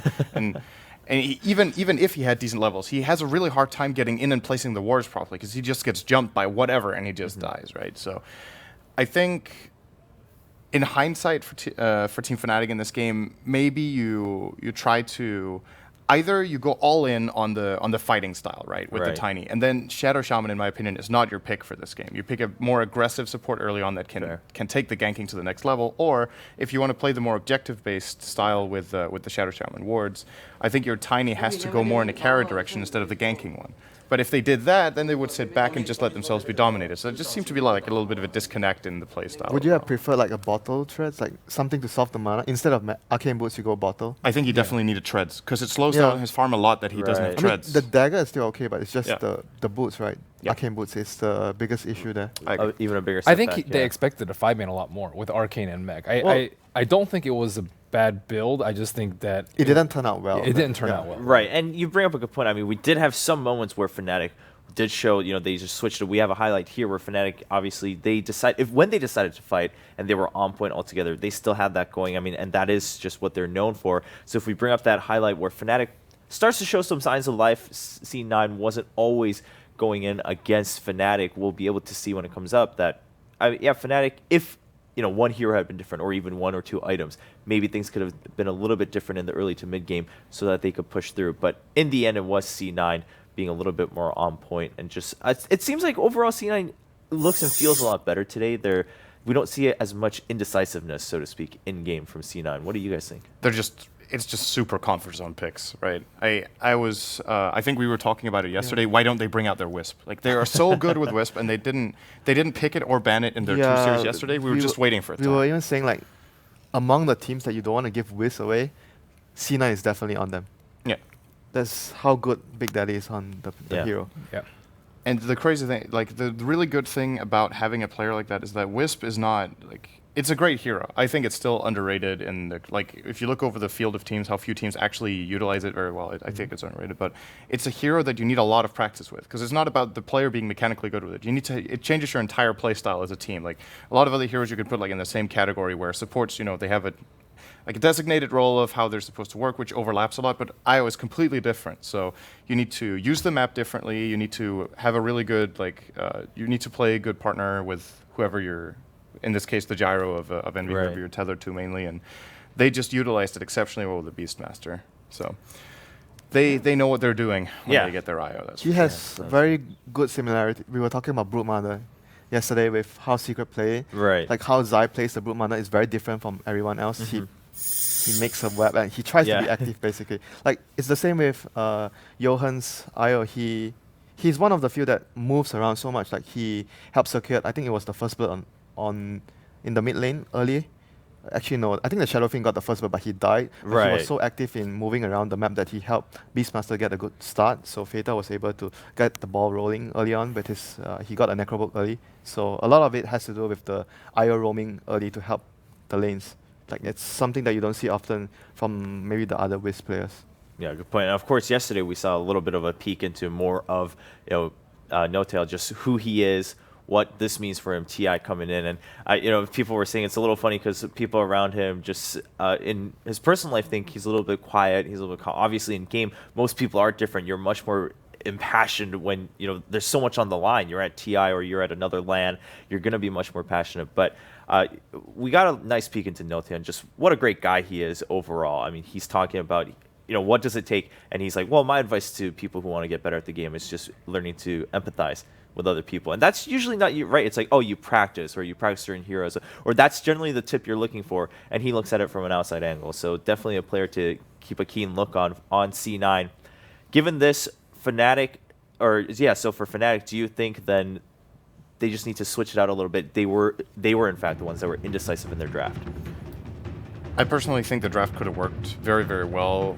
A lot easier. Like ease of execution for me would have been just a lot easier if Shadow Shaman was a better early game support. I think the rest of their lineup plays to their strengths. Mushi gets a good mid laner. He got countered pretty hard this game. That's another thing we didn't talk about so much. Yeah. Cloud9 did a really good job shutting him down early. He still got a mech at, what was that, minute 12 or 13? But that's, by Mushi standards, that's actually really late. So, Right. And that's, again, that's another point, because if Shadow Shaman is another support, maybe they can challenge that mid lane better. Yeah. Because when he tries to allow, like, what's your Shadow Shaman going to do in that mid lane? He's going to shackle and then it's just going to get mauled down by Beastmaster, right? Yeah. So, I don't know. It was just kind of a desperation backup pick because the Lion got banned. You guys were mentioning that earlier, but we are into draft of Game 2, and look at this. Naga Siren making it through. We've seen Naga Siren being banned out by many teams throughout Day 1, but makes it through here on Game 2, and it's going to be picked up by Cloud9 right away. And the Wisp ban coming out from Fnatic. They, after seeing no tail on that, they were like, don't want to deal with that. I personally like Tusker and Naga together in the lane, but they're not going to go for that. They're going to go for Gyro, Envy's Gyro once more. It's a good setup with the Song of the Siren, so a lot of team fight there already between the two heroes there. Yeah. So this more or less guarantees already that it's a support Naga, because they never play Gyro on both 7 or Fata. So more or less. this is information for Fnatic that they can use. They don't need to be worried about the late game split pushing Naga unless we go like, well, it is Cloud9, so you yeah, never so know. unless we go like super late. Yeah, unless it's super late, they can definitely play around that. So now it's about finding a way of dealing with the Song rather than a way of dealing with Radiance. And that's a lot of the time easier to solve when you know this early in the draft. That's why Naga is generally a really good early pick, because if you don't show your hand, you don't really know what you're dealing with until like 3rd or 4th pick in the draft. I mean, I think it's just really about limiting the supports, just because we saw the supports from Fnatic like almost, you know, just crumble in every single fight. Whereas I think the Bane played really, really well. He was able to, you know, dodge that gank up top. He TP'd in mid, and he was able to get sufficient items to tank up and actually have an impact. And then the Wisp, like running around, like generally, as you said, you don't see Wisp as a hero that like allows you to win multiple lanes. It's usually just used as a stacker, farmer, relocator. So I just think that they need to be a little bit more flexible with their supports, a little bit more aggressive, and even like the synergy in between Shadow Shaman and Winter Wyvern is like not terribly great. One's like a really offensive support with disables and a lot of tower damage, and the other one's like a really defensive one that can, you know, cold embrace. So, all right. Well, going to the next match, Disruptor being banned out by Fnatic. It's a combination play. They are not going to allow Cloud9 having such a. I think we seen this once the other during the wildcard days, I guess. Yeah. It was Naga and Disruptor as well. With I think it was with Gyro too. It was about the same heroes, and there's nothing much you can do if you get caught in that combination. You just lose the fight. So you don't want that to happen, and it's also a good way of dealing with the snowball. You know, you snowball in and you just get silenced by. Fair point. I mean, Gyro also being, I think, I think he's one of the heroes that's still in pretty much every game, in either as a pick or ban, and of course, if not banned, being picked up right away. He's still the Dazzle of the day. Yeah, Dazzle of the day. I mean, Dazzle not making as much of an appearance today yet. I wouldn't get your hopes up just yet. I'm sure we're going to see more later in the day. For Cloud9, is it Misery or No Tail playing the Naga? Usually No Tail. Support. Okay, because that's important too, right? If you're Fnatic and you're looking at this and you know that it is put on No Tail, Misery's hero pool is pretty different from No Tail's. They have a couple of overlaps, but most of the time, Misery roaming early supports. So they could perhaps ban the Bane here. I wouldn't hold that against them. As Ben said, great last game. It's been trending a bit this tournament compared to the last few months. So. Yeah. And it's pretty good against Quap, right? You have something to lock her in place. Right now they don't have anything. So okay, they're gonna ban Viper though. Scared of the lane matchup. I could see that being a problem. It's very common. Like when you have Quap, you just ban Viper just to like you mentioned, solve the lane matchup problem you might encounter if the opponent has a Viper.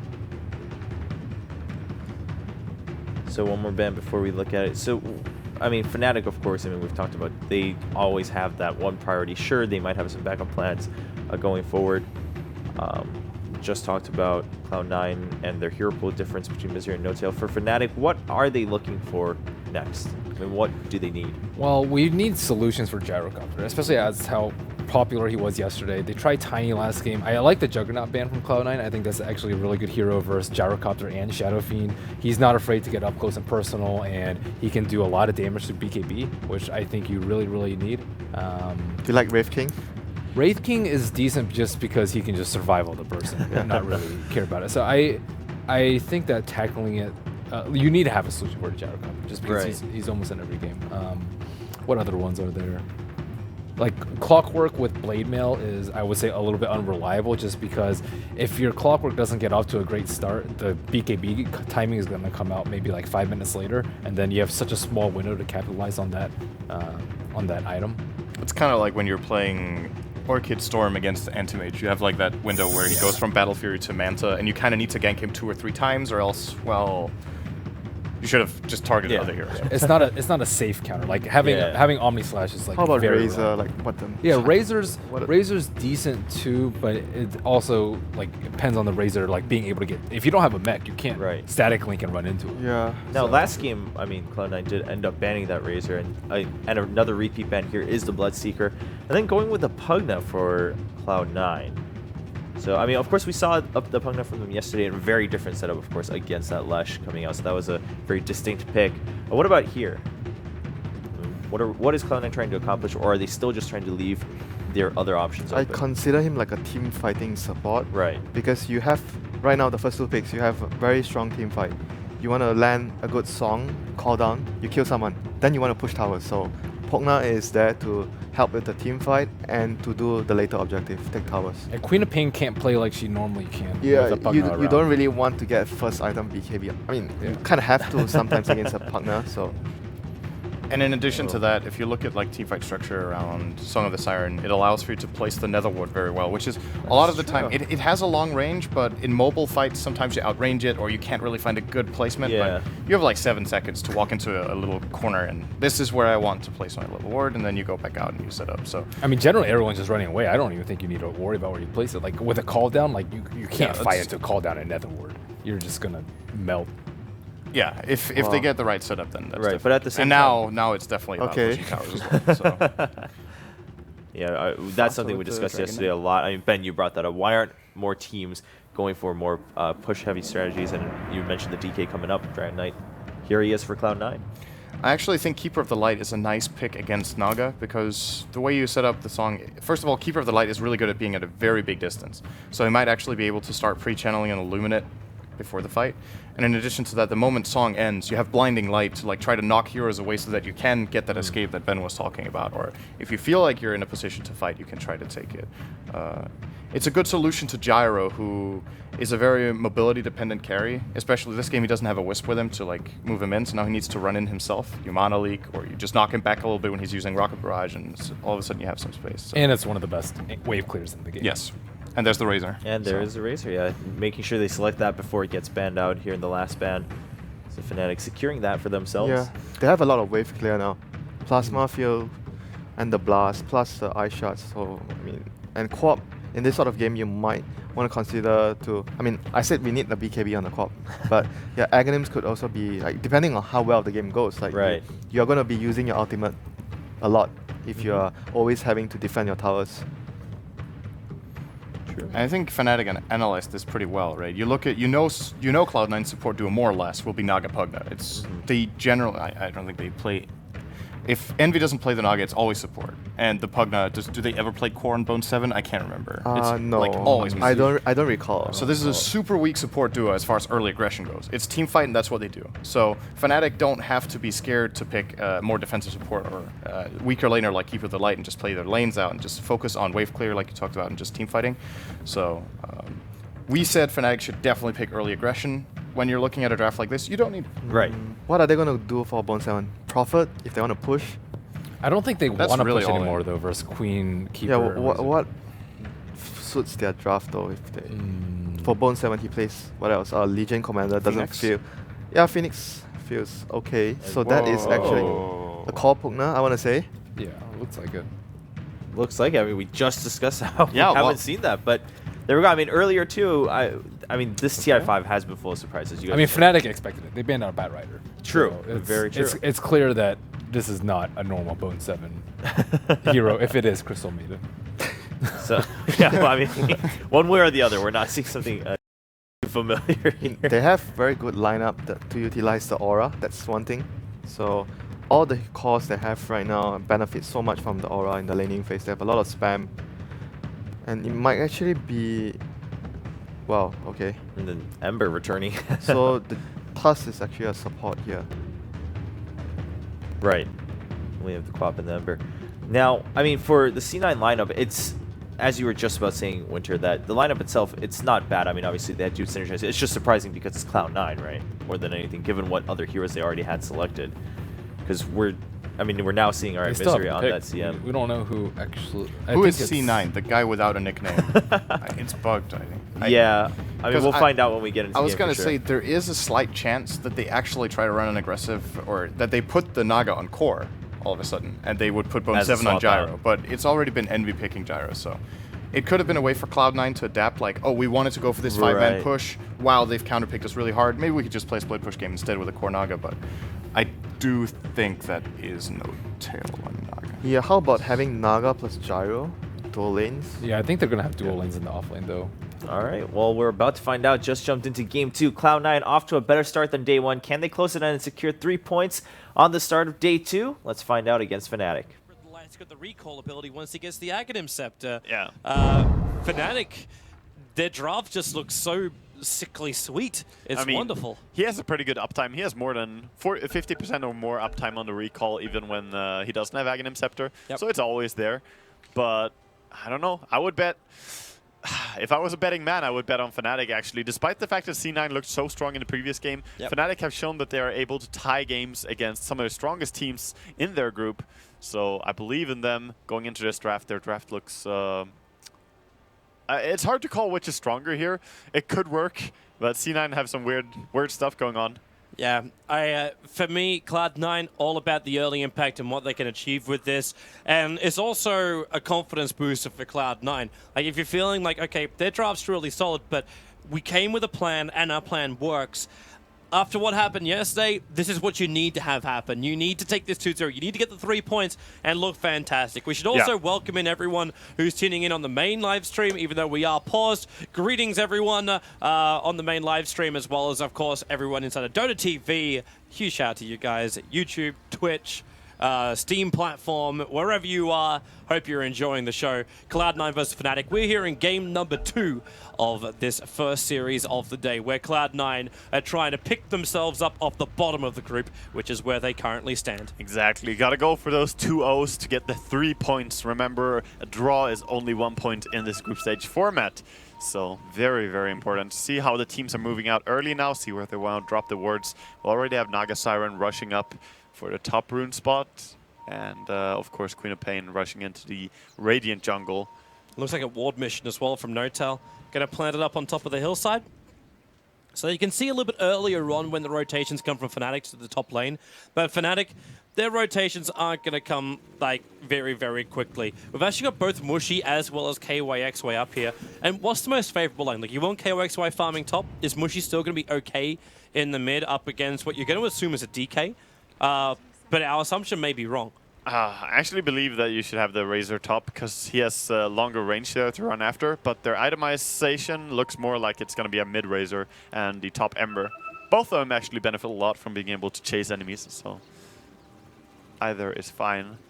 And they're putting a lot into the top rune. Both of these teams, we could see a fight here. Yeah, Eternal Envy hasn't skilled up the Rocket Barrage just yet, but KYXY making his move forward. And, well, no ability's been skilled up. The Shards and even the Illumina being too far away. The Searing Chains will hold Envy and Notel in position for a while. And it's going to be Quap and DK who get the bounties. Envy dishing out terrible damage, but it's Johnny who's the man who's in no man's land. He's running so far into the Cloud9 base. Johnny is trying dead. to regenerate. He'll end up going down. And Misery, the MVP support for Cloud9 in Game 1, will take the first blood against Fnatic.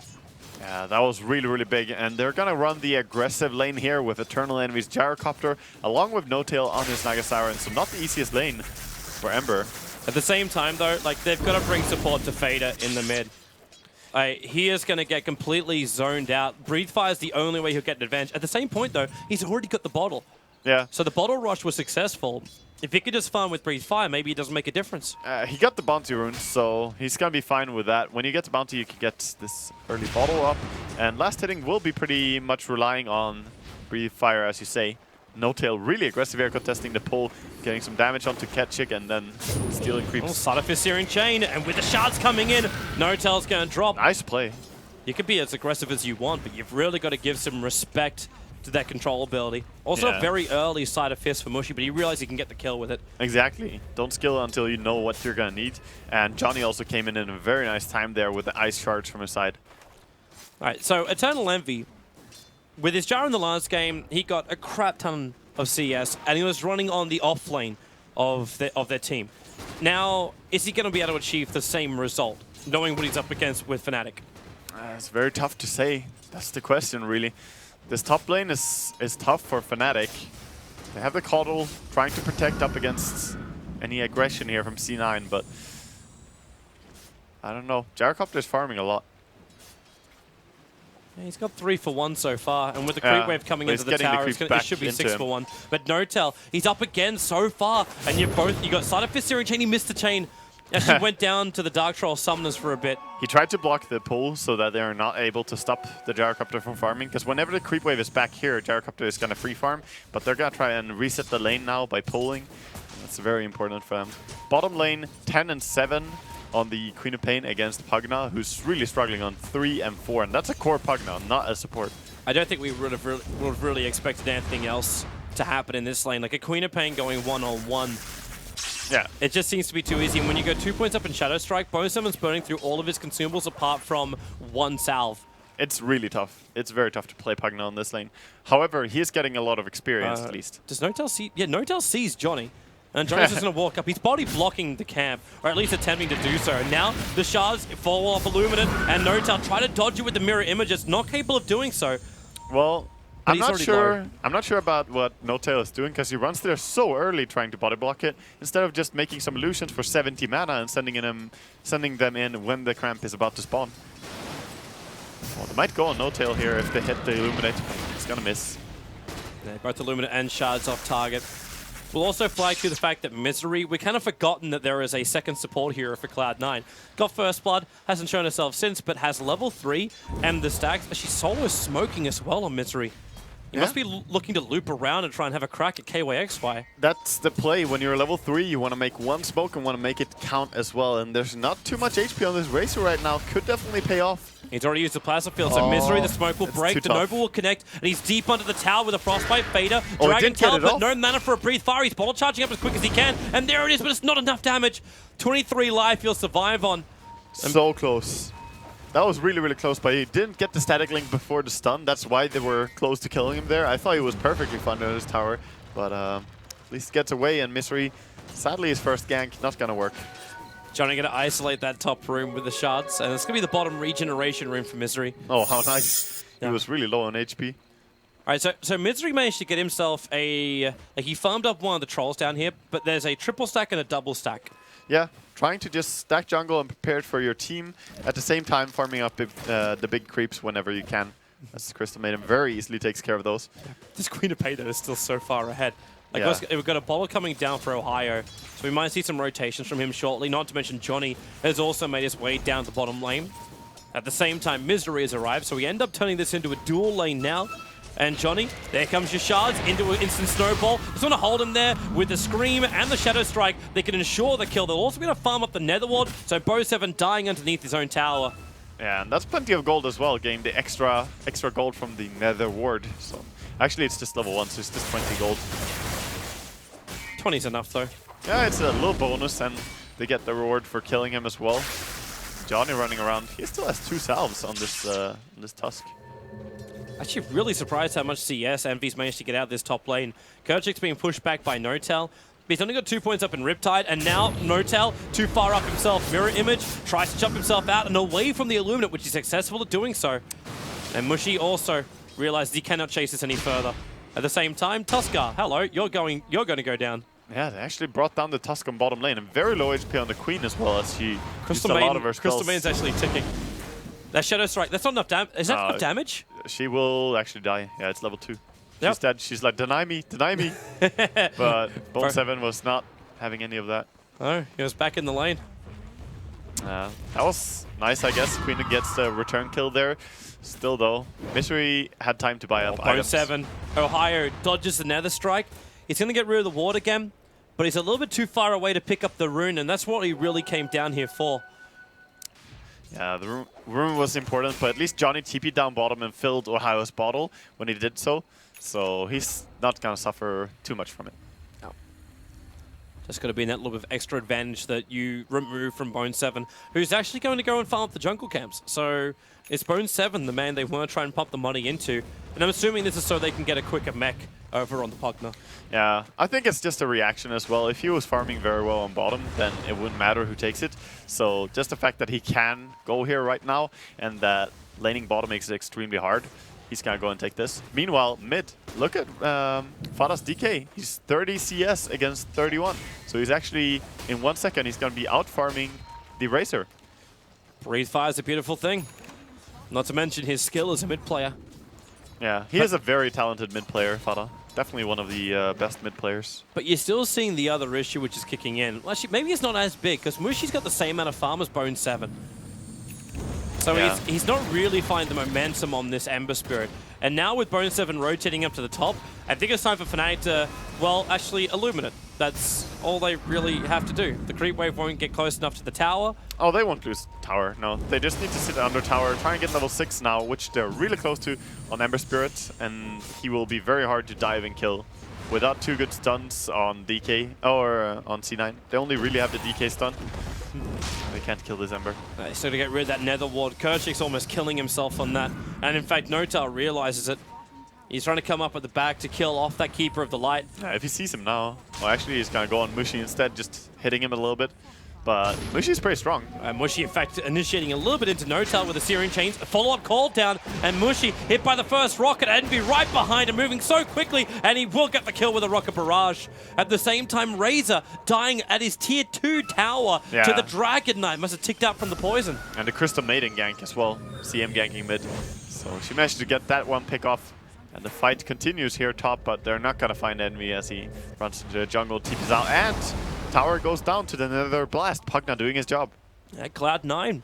And mid tower. No one's defending mid for so long against the DK. He's gonna take down that tower in one go as well. They're finally TPing in now. Johnny can actually snowball himself in. He's not the healthiest. He did take a rocket barrage beforehand. He's got no control over on Fader, but Ember Spirit jumped down to the Sleight of Fist, and now Johnny just basically got a body block, but Fader TP out attempt. Not successful. There's enough damage from Fnatic to get the kill. Yeah, a lot of kills happening at the same time here. And did they actually? No, they did not get the deny on the mid tower. So 2 towers taken by C9 to get all the gold from it. And we can see that really in the gold swing as well. So hitting about 2.5k on the net worth. The experience, though, really, there's not that much in it. Yeah. No, it's very even right now. And now I'm still seeing Queen of Pain at the top. Like, for all this gold they're getting, like, you've just lost your 2 towers, so 2 full towers worth of gold going into the C9 heroes, and Queen of Pain is still 500 net worth ahead of anyone else on Cloud9. she's so high in CS. And 2 kills to a name. Exactly. 2 kills and has not died yet. They're smoking up now. The Tuskar and Queen of Pain gonna go down to the bottom lane where Mushi is already staying at. It's kind of an interesting build for Ohio. He went 3 points up in the Shadow Strike as opposed to the 4 points up in the Scream. That must have been a situational skill where he just had Shadow Strike ready and had the chance to skill it up to get a kill or something. Because this is not an optimal skill build, but sometimes you see a chance and you take it. Well, they're going to find one. Eternal Envy, he's a big one as well. Snowball in, and they commit the Sonic Wave. They want him dead as quick as they can. And now to the tier 1 tower on bot lane, which is 2 points away from deny range. That was a very worth kill, going there and killing him with the Sonic Wave. Okay, well, X-Way and Fada. the battle for the haste rune only. Fada gets the haste rune, but he does not have any damage anymore. But that's a fine trade, and he will take it. Misery is getting a lot of experience on top as well. So a farmed up Crystal Maiden. Keeper of the Light is not finding anywhere near the same levels. That's also because he's not looking to stack and farm up his own jungle, which is where Keeper of the Light is fairly proficient. Yeah, but he's just trying to keep the lane's pressure, but look at that. The pings come out from Misery. He knows that the Coddle is in there. He's running up now, wants to check. He's pinging out. He wanted to nuke. Oh, he finds him. Let it go. Let it go. Yeah. All over Keeper of the Light. He'll drop down. You're done, old man. Bottom lane, Mushi gets stunned up as well here. These are very quick kills, but he's actually decrepified so they couldn't kill him off instantly. And that is actually still going to be a kill going the way of Fnatic. The blink away by Queen of Pain. They just don't find their openings. Yeah, very nice for C9 getting these openings here. Fada straight up to KYXY. Went for the stun. It's trying to make KOXY think twice about coming in closer. Perched off the haste rune. When you stun off the Razor, of course you get the unstable currents. Ohio jumping on Bone 7, the life train, bringing him low, but Johnny, better positioning when he snowballs in like that. They get rid of the Nether Wards, they can keep fighting. Wow, these fights keep going, and I think that right now C9 are getting the better end of it, but it's just barely. It could quickly turn. Fnatic have extremely good fighting heroes as well. And they're ready to fight too. Yeah, you got Nemba Spirit fighting before he's finished up drums. Yeah, I mean, that's the thing. Ember is very good at fighting just because of Flame Guard being such a good skill. Getting this last hit on the tower, extremely important for Mushi, who has not been farming so much this game. Only 37 last hits on that poor top lane. But don't we go back to the original question we had, Waga? How much damage can Cloud9 do in the early stages? You've got a lineup which should be taking out all the Tier 1 towers before the 15-minute mark. And there's still one Tier 1 tower remaining, and you haven't inflicted any damage onto the Tier 2s yet. Yeah, pretty much. And that's gonna be difficult as well, because Fnatic will happily fight you every time you get close to your tower. Oh, Envy is trying to set up here for Ohio, but they need Frostbite to land, else they can't kill him. CM too far away. Yeah. There's also a semi-setup on bottom lane. Notel's almost got his Song of the Siren. He's going to ensnare, follow up Riptide, but Mushi, Flame Guard doing some work at Decrepify. No one's going to be attacking him. Yeah, Mushi had a Remnant very far away, so he's going to be safe. Even going to TP back to base, fill the bottle, pick up some drums items maybe. Actually going into the Battle Fury build up already with the Quelling Blade. Yeah, why does he have to even give up the Radiant Jungle? He can stay around here for a long time. With the Observer Ward a little bit further north, they'll see rotations coming, so just jump out to a Spirit if things get rough, and keep the pressure on Cloud9. So Cloud9 don't have the confidence they can just 4 or 5 man push another lane. Yeah, this is extremely important by Mushi. If he keeps Bone pushing 7, bottom lane, he's going to cancel the TP. Wait, has he already used? Or he already used Searing Chain, hence the TP. Yeah, I mean, if Mushi can just keep pressuring bottom lane a lot, there's no more tower to take for C9. They can't really go for tier 2s, and the tier 1 bottom is so far away. So this is a very good heads-up play by Fnatic. They're controlling the map nicely, and Queen looking to strike and gank mid anytime she can. Until she gets scattered out by these Naga illusions. Notel really using them as perfect wards. But I'm also seeing Ohio building into the Aghanim Scepter, and my question is lingering in the back of my mind. How do you take high ground? Like, when you get Sonic Wave and Illuminate, even just those two abilities will make sure no creep wave will ever reach the high ground. Well, you need to kill your enemy first and then push. That's the only way. So they're going to smoke now and try. They found him. Kerchik's going to get ensnared up, and that's just an easy kill for Fada. Yep. Very nice gank there, and they're actually going to go for Ohio as well. He's going to blink. He's actually going to blink away. KOXY turns on the Eye of the Storm, and they're bringing in more support. That's going to be Mushi coming to the fight. The side of Fist Searing Chain will slow down Eternal Envy, and with the Snowball, they're going to get it to the Song of the Siren. It's going to go off. Only 28 points of damage was stolen. Notel holding all 4 of them there while he TPs away to safety. Yeah, beautiful TP out there. Mushi on bottom lane now, trying to go on Bone 7. Does he have enough damage? There's that TP again. When you're Searing Chains to start with, he got him! Just barely enough damage. Well calculated by Mushi as he went there. But Misery, though, gonna try for the solo kill. Let it go! Mushi's got nothing to jump to. A Spirit, and he's just gonna get himself away. Just barely. Misery, as any Crystal Maiden player would, keeps channeling the full duration even if he hits nothing. Might want to be careful, though, because Ohio's about to blink in and could just nuke him down. There's no being careful. You have to channel the full thing, so please. That Observer was watching Notel's movement. Yeah, blink, scream. If he gets the strike off, because Mirror Image actually, it was already used. Ohio is suffering quite a lot from having level 1 blink still. At level 9, you definitely don't want to have level 1 on it. Preferably level 3, but if you get 2 points to Shadow Strike, of course that delays it. 3 points delays it even more. Snowball, they're coming on mid, looking for Envy. Shadow Strike, Sonic Wave, with also that Walrus Punch from Johnny. They have enough damage to get the kill. And a blink away from Ohio. He was taking up the damage because Johnny wasn't looking too healthy into the tower. But everyone gets away to safety. Beautiful gank again by Fnatic. They're really moving well, but so is C9 when they do their smoke ganks as well. And they have a Shadow Blade now over on Fada. And that's that initiation. When you start asking yourself the question, how do I deal with all these abilities? Try eliminating the heroes before you've got to. Yep.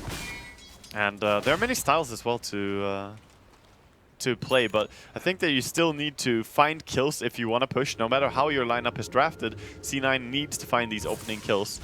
A good thing for them, though, is that they almost have the full mech over on Pagna. They're closing up on it. Inch by inch. When they have that mech, it's going to be so much easier for Cloud9 to push. But for now, the rest of Fnatic, they're heading in towards the middle lane. Yeah, smoke again. Gonna go on Misery. Very deep dive here, but they have good heroes to kill quickly and get out. It's a Crystal Maiden. There's not a lot of life on her. And they can easily go for the tier 1 tower. Fada, he's coming in with that Shadow Blade right on top of Johnny and Ohio. And who's the target? It's going to be Johnny. No mana for the Breathe Fire. Now he does, but the Meg Touch from KYXY buying him some space. Eternal Envy not coming in the corner. In fact, Johnny waiting inside. The Snowball goes through the homing missile, and they get the kill over on Eternal Envy. The Tusker will lose his life for it, and KYXY actually going to stop being drained by Bone 7. Pugner able to keep him alive, or keep himself alive, and get the kill over on the Razor. Ohio will blink away, and Mushi's also on the retreat. Very important heroes dying here. The Gyrocopter did go down, but so did the Razor. And of course, Tusk being a little bit more important than the Crystal Maiden that was picked off before. That's a Midas Crystal Maiden, by the way. And Misery, he was the one who started all that. The trend of Midas CM back in LGD Int, way back. So interesting to see that come back into this TI5. The full Midas gaming. Yeah, It's like, well, hearing that stun, it's going to be a trouble for Mushi, but he jumps away with a Spirit. 60 HP, not a lot to survive with, but Mushi has been so clutch in this game. Either he's just barely killing someone or he's just barely surviving. Really close a lot of times. welcome to the lane, Envy. A blink away by Ohio. Welcome to the lane, have your Shadow Strike and just wait on the tower while I farm over here. At level 3 Shadow Strikes, it does some lifting. Yeah, but it's doing some lifting, but at the same time you can't really play the blink in, blink out playstyle of Queen of Pain. Right now you're having twice as long cooldown as a level 4 blink, so it's taking a long time before you can go in and out again. Might get a little bit more frustrated that he's still stuck up here in the top lane, because Ohio got recalled up here by the Keeper of the Light. Meanwhile, on bottom lane, Mushi is continuously free farming. He's actually picked up already the Broadsword, so just one more damage item away from having that full Battle Fury on him. I mean, he's free farming, but so is Gyrocopter. Gyrocopter is farming even more, and DK is also keeping up good pace. And Pugna even has been doing a pretty good recovery considering his laning stage. So everyone is doing a good job just farming up. Here's a smoke move. I say smoke move, it's actually just the Shadow Blade move. Yep. There's no Sentry Ward down, and Mushi, where's They that might get defensive remnant? He's got one. He does have a defensive remnant a long way away, so he just runs away and now wait for the jump back out, but they have enough damage. Crystal Maiden finding the kill again. Mushi, too cocky. He gets hit by the Shadow Blade. He should just jump out immediately, but he thought that maybe I can stay here and live. He must have thought that he can maybe kill the DK again, but... Call down on top. Ensnare can't latch the Queen of Pain. Just missing it out, but they get the denial on the top tier 1 tower. Yeah, important tower deny, gonna go their way. Mid tower is pretty low here as Fnatic group up on it. They drop the Sentry Ward. They see Fada. They put it in the tree line, so maybe Cloud9 aren't fully aware until they TP in now, and actually they cancel both the TPs. Nah, they're gonna get it immediately, but Fnatic had to back out. They did not get the tower, and that second deny in the same minute for Envy. But is that really a bad thing? We're still back to the point where in the last 6 to 7 minutes, Cloud9 have not taken a single tower. It's been moved for a couple of pickoffs here and there, and only some of them they've achieved. I would still say it's a pretty bad thing because denies are extremely important. So Fnatic, they really wanted that. When you group up as 4 people for 1 tower, to have to just run away in chain like that kind of hurts. Queen of Pain is rushing a BKB, by the way. It's a casual point booster, and now going into the Mithril Hammer with the Ogre Club. So bypassing the Ags. Yeah. At least for now. She's definitely going to go back for it later. It's really good in this game against the Naga Siren, and even against the DK, it's pretty good to have reliable pure damage because he is so tanky otherwise. Bone 7 stealing the Invis room from the Ember Spirit. And Keeper of the Light's finding his space on the top lane. Yeah, right now not too much going on. As C9, they group up for trying to push the tier 1 bottom, but there's already so much pressure on the tier 2 top that they might just have to back out. Mushi. They're actually recalling Mushi to the top lane. So yeah, they just want to force the lane out. Let KYXY just stay behind for the moment. In fact, Keeper of the Light now is going to TP himself to the bottom lane, where he can then recall potentially and back. So you're Illuminate in. Yep, Fada right next to Mushi. Mushi still got this Spirit. He needs to jump right now, and he cannot do so in time. Yeah. Fada's able to find that kill. That Shadow Blade is doing so much work for this Dragon Knight. Fada finding the kill again. 4-1 and 4, really good start for DK here. so difficult to also predict this when you're like you can't throw. They had the sentry in the observer ward a little bit further north than the tier 2 tower in the top lane. You see it on the Tusk. Johnny buying up 4 sentries, and he has a dust as well. All this is against the Dragon Knight. Of course, some against the observer wards as well. But you can use this kind of stuff. Hello, Fada. No, Ohio will blink himself away and give away his stack. But you can use the sentry wards, but not underneath the tower. Like, Mushy was right underneath the tier 2 tower. You're not going to get clear vision there unless you're going to sacrifice the ward. Yeah, but they have been sacrificing wards. I mean, they lost a ward mid earlier, and they still have 5 sentries Ohio, on the ground. Snowball, they're going after Fada, and maybe they can kill him off. Ohio still has Sonic Wave. Fada TPing out with the side Viscering Chain. They control him. They can commit the Sonic. They don't even need it. Fada with one charge. He's almost killing off Johnny. In fact, he will do so. So tanky. Yeah, the Silver Edge just being delivered there as well. Might actually have played a factor in the fact that he killed him there. But it's the money. The Ember Spirit was the one to end it. He just got 880 gold for that kill over on the Dragon Knight. Plenty of gold. That's actually his Battle Fury. That's his full Battle Fury now done. Yeah, a little bit too confident there with the Dragon Knight pushing too far, but that's what Fnatic need. They need to get these pickoffs and take some control of the map so that they can get into the, oh, can we possibly do Roshan? Because both these teams have terrible Roshan. Like, C9 have a decent one. I mean, it's not great, but they at least have Gyrocopter and DK. They kind of hit hard. Yeah. But 3 other heroes are useless. Fnatic side, though, I mean, Coddle, no thanks. It's only when Mushy finds like his Crystallis into a Daedalus, then maybe they have enough damage. Oh yeah, they will be able to kill it sooner or later, and the Tusk is building into a medallion, but he's still not there. Of course, buying so many sentries. They're looking at Envy on this top. Mushy looking for the Searing Chains. A little bit too early, but they commit the Sonic Wave and Scream. Eternal Envy turns on the drop charge. Mushy! Being torn apart. The Snowball will finally arrive, so they get the kill over on Envy before death. And the blink away with the BKB protection from Ohio. He'll be safe, but Johnny, where does he go from here apart from death? Yeah, nowhere to go, and that's another great trade for C9. Sure, you lose Envy, but you got the Ember killed and the Tusker as a bonus. Very nice reaction there, as they were the ones being ganked. A little bit too early there. The Queen of Pain ulti, maybe trying to use that for a finish, but I don't know. Ember and Queen just felt very confident to go on a Gyrocopter there. He does not have his BKB yet, but soon. Kochik is doing all the running for his team at the moment with these recalls. He's running forward with the Aghanim Scepter up, but he's got a haste rune, hence... Show us the meaning of haste. Causal. He's just trying to keep everyone away from the towers. Yeah, I think this hero suits a lot better for Kochik than the Shadow Shaman, though. Yeah, I think keeping the line just suits better than the Shadow Shaman in the current meta.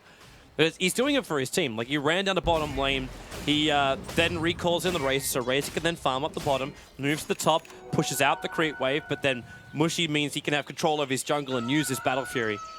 Yeah. Let's see if they can get some nice warding inside their own jungle. Yeah, let's see. They need more control, definitely. I also wonder what the Dragon Knight will purchase next, as he's 2,500 gold now and he has the Silver's Edge. Maybe he will go into the BKB, which is, you know, very, very good item on this hero.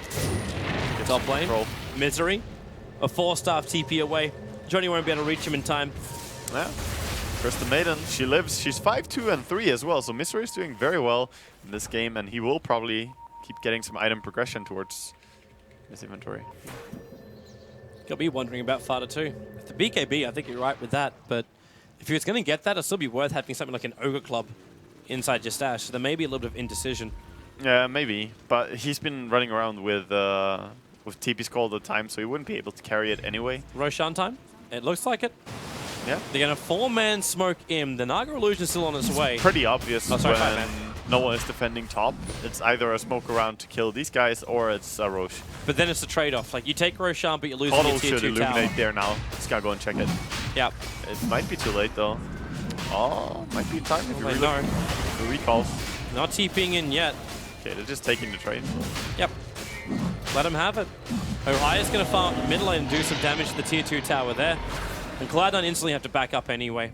Ah, that was a nice sneaky Roche, and C9 did a nice sneaky Roche earlier as well in the game against, I can't remember who it was against, but they were sneaky anyway. Yeah, that was that the Anti-Mage game? Yeah, I believe it was. Yes, it was. They had the Pagna healing up the Anti-Mage when they were doing it. Shards and Illuminate, and the creep wave can't even hit the tier 2 tower, but Fada Well, he's giving it a shot, but that tier 2 tower has backdoor regeneration. Meanwhile, Mushy has inflicted 500 damage onto the tier 3 tower on top lane. And Fnatic are looking for the pickoffs. Like Notel, Song with a Siren, he does have the TP scroll, so he'll get away to safety. Good old Song TP out. Such a good move for Naga Siren. And she does have the gem, so she can start dewarding a lot. And that's why we see very little Fnatic vision right now. Look at how many sentries they have dropped on the map. I really am thinking that they hurt themselves more than they should with these sentry purchases. Yes, the DK's rotations are important, but the amount of sentries they have purchased and still DK is killing stuff. Yeah. Hasn't really been an effective countermeasure. No, not really. And now they're starting to get some more unusual positions that the Naga won't be able to scout out. It's the common gem ward. Looks like middle lane. Goodbye to the Keeper of the Light. Misery casually just taking that one. He's like, oh, you don't need it, Mr. Core. I am your core now. Misery's got a BKB to build. Yeah, he does. And Aghanims and Blink. And then when he has that, Ashivas. So you're about to say then he'll be satisfied. Oh, Octarine as well, dude. Needs so much more. So, speaking of pressure, just going for this mid tower. Pugna pretty strong now with the full soul booster and mech. And the Aegis, of course, after taking Roche. There's still the issue that every time they're doing this is 5 men for Cloud9 in mid. While Mushy has got not only the fortification out from the Radiant side, but he's doing damage to the tier 2 tower.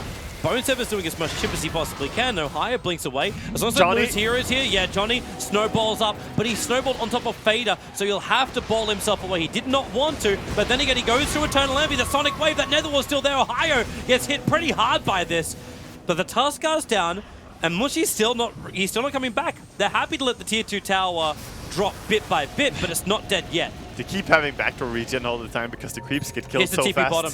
It's the DK coming in now. And yeah, quickly away. Yeah, Mushy knows. He was also being recalled here, so he's going into mid. Can he catch up?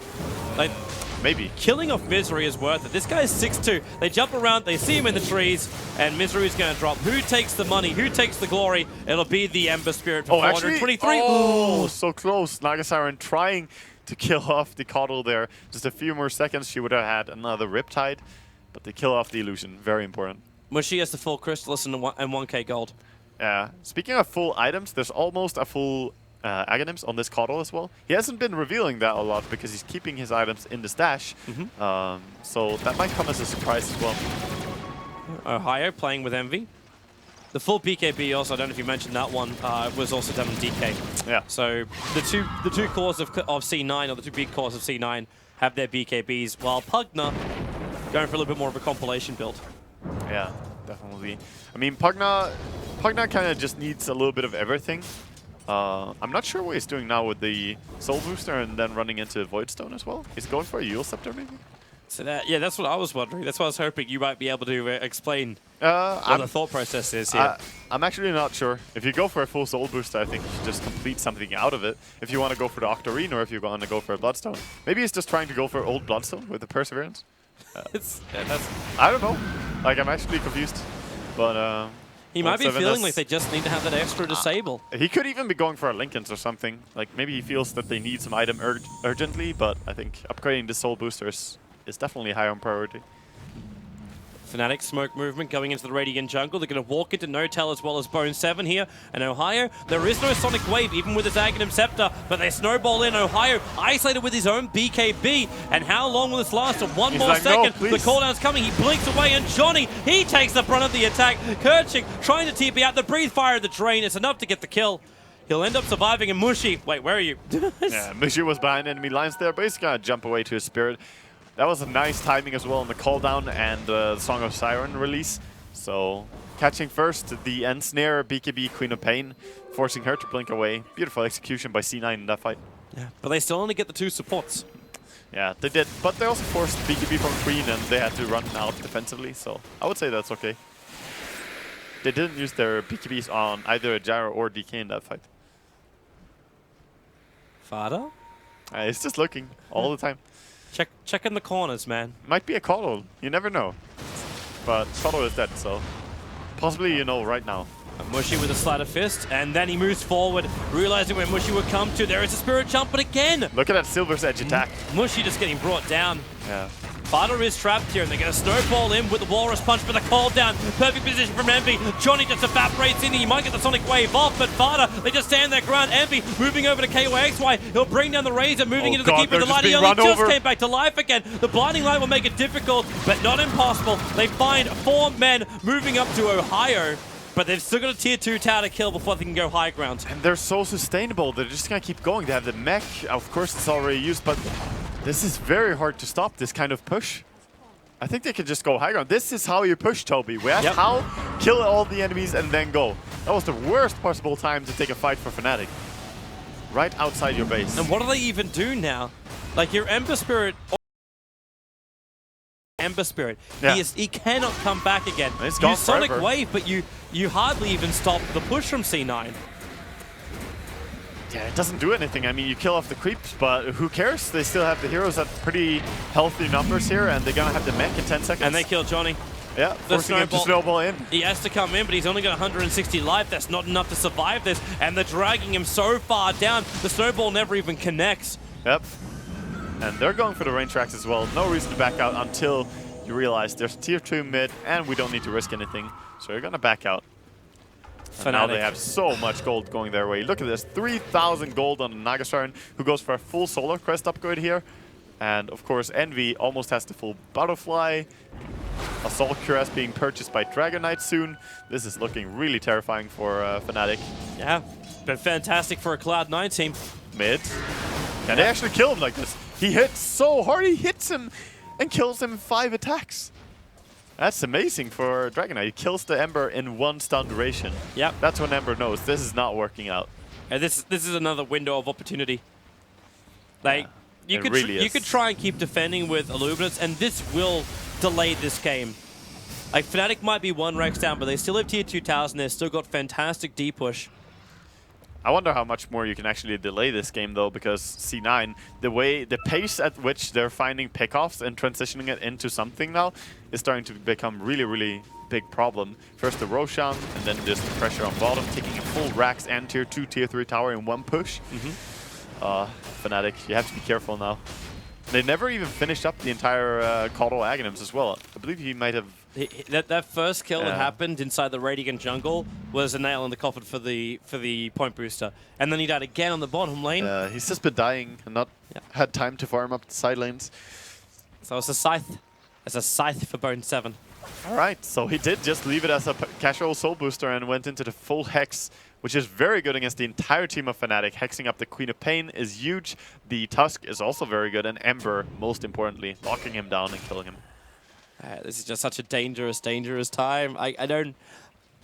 Like, Fnatic, if they can make space for Mushi... How do you make space when you've got such a great initiation like a DK right now? And Fada's movements across the map always seem to be in the perfect positions too. Yeah, he has been finding so many kills. He's 8, 2, and 14. He has been in the majority of the kills on C9's side of the game.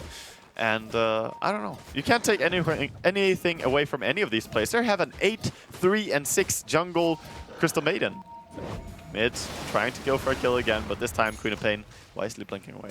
Alright, so Fnatic, if you're in their shoes right now, do you wait for the push from Cloud9, or do you try and split push this? I mean, you have to do both of those things. Split push and wait for the push to come. That's a little hard. At least they might be able to kill a courier off. Okay. No, they can't.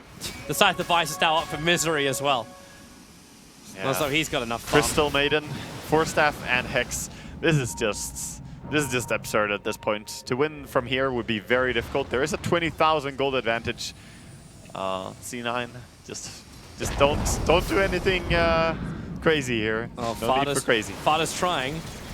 Not crazy. He's just doing the normal stuff. Walk around, find anyone you possibly can, get a pick off and move forward. But right now, Fnatic, they'll just spray their abilities out from inside their base and let Mushi do the split push farm. Yeah, good by C9 to realize that there's no need to go high ground when there are so many different skills to kill the creep wave. So they're just going to go for Roshan. With the Aegis, they could go and finish the game. Smoke up from Fnatic. They don't want to give this away. Yep, and they're going to walk right over the top of that Naga illusion. Obviously, the smoke's not going to break on it.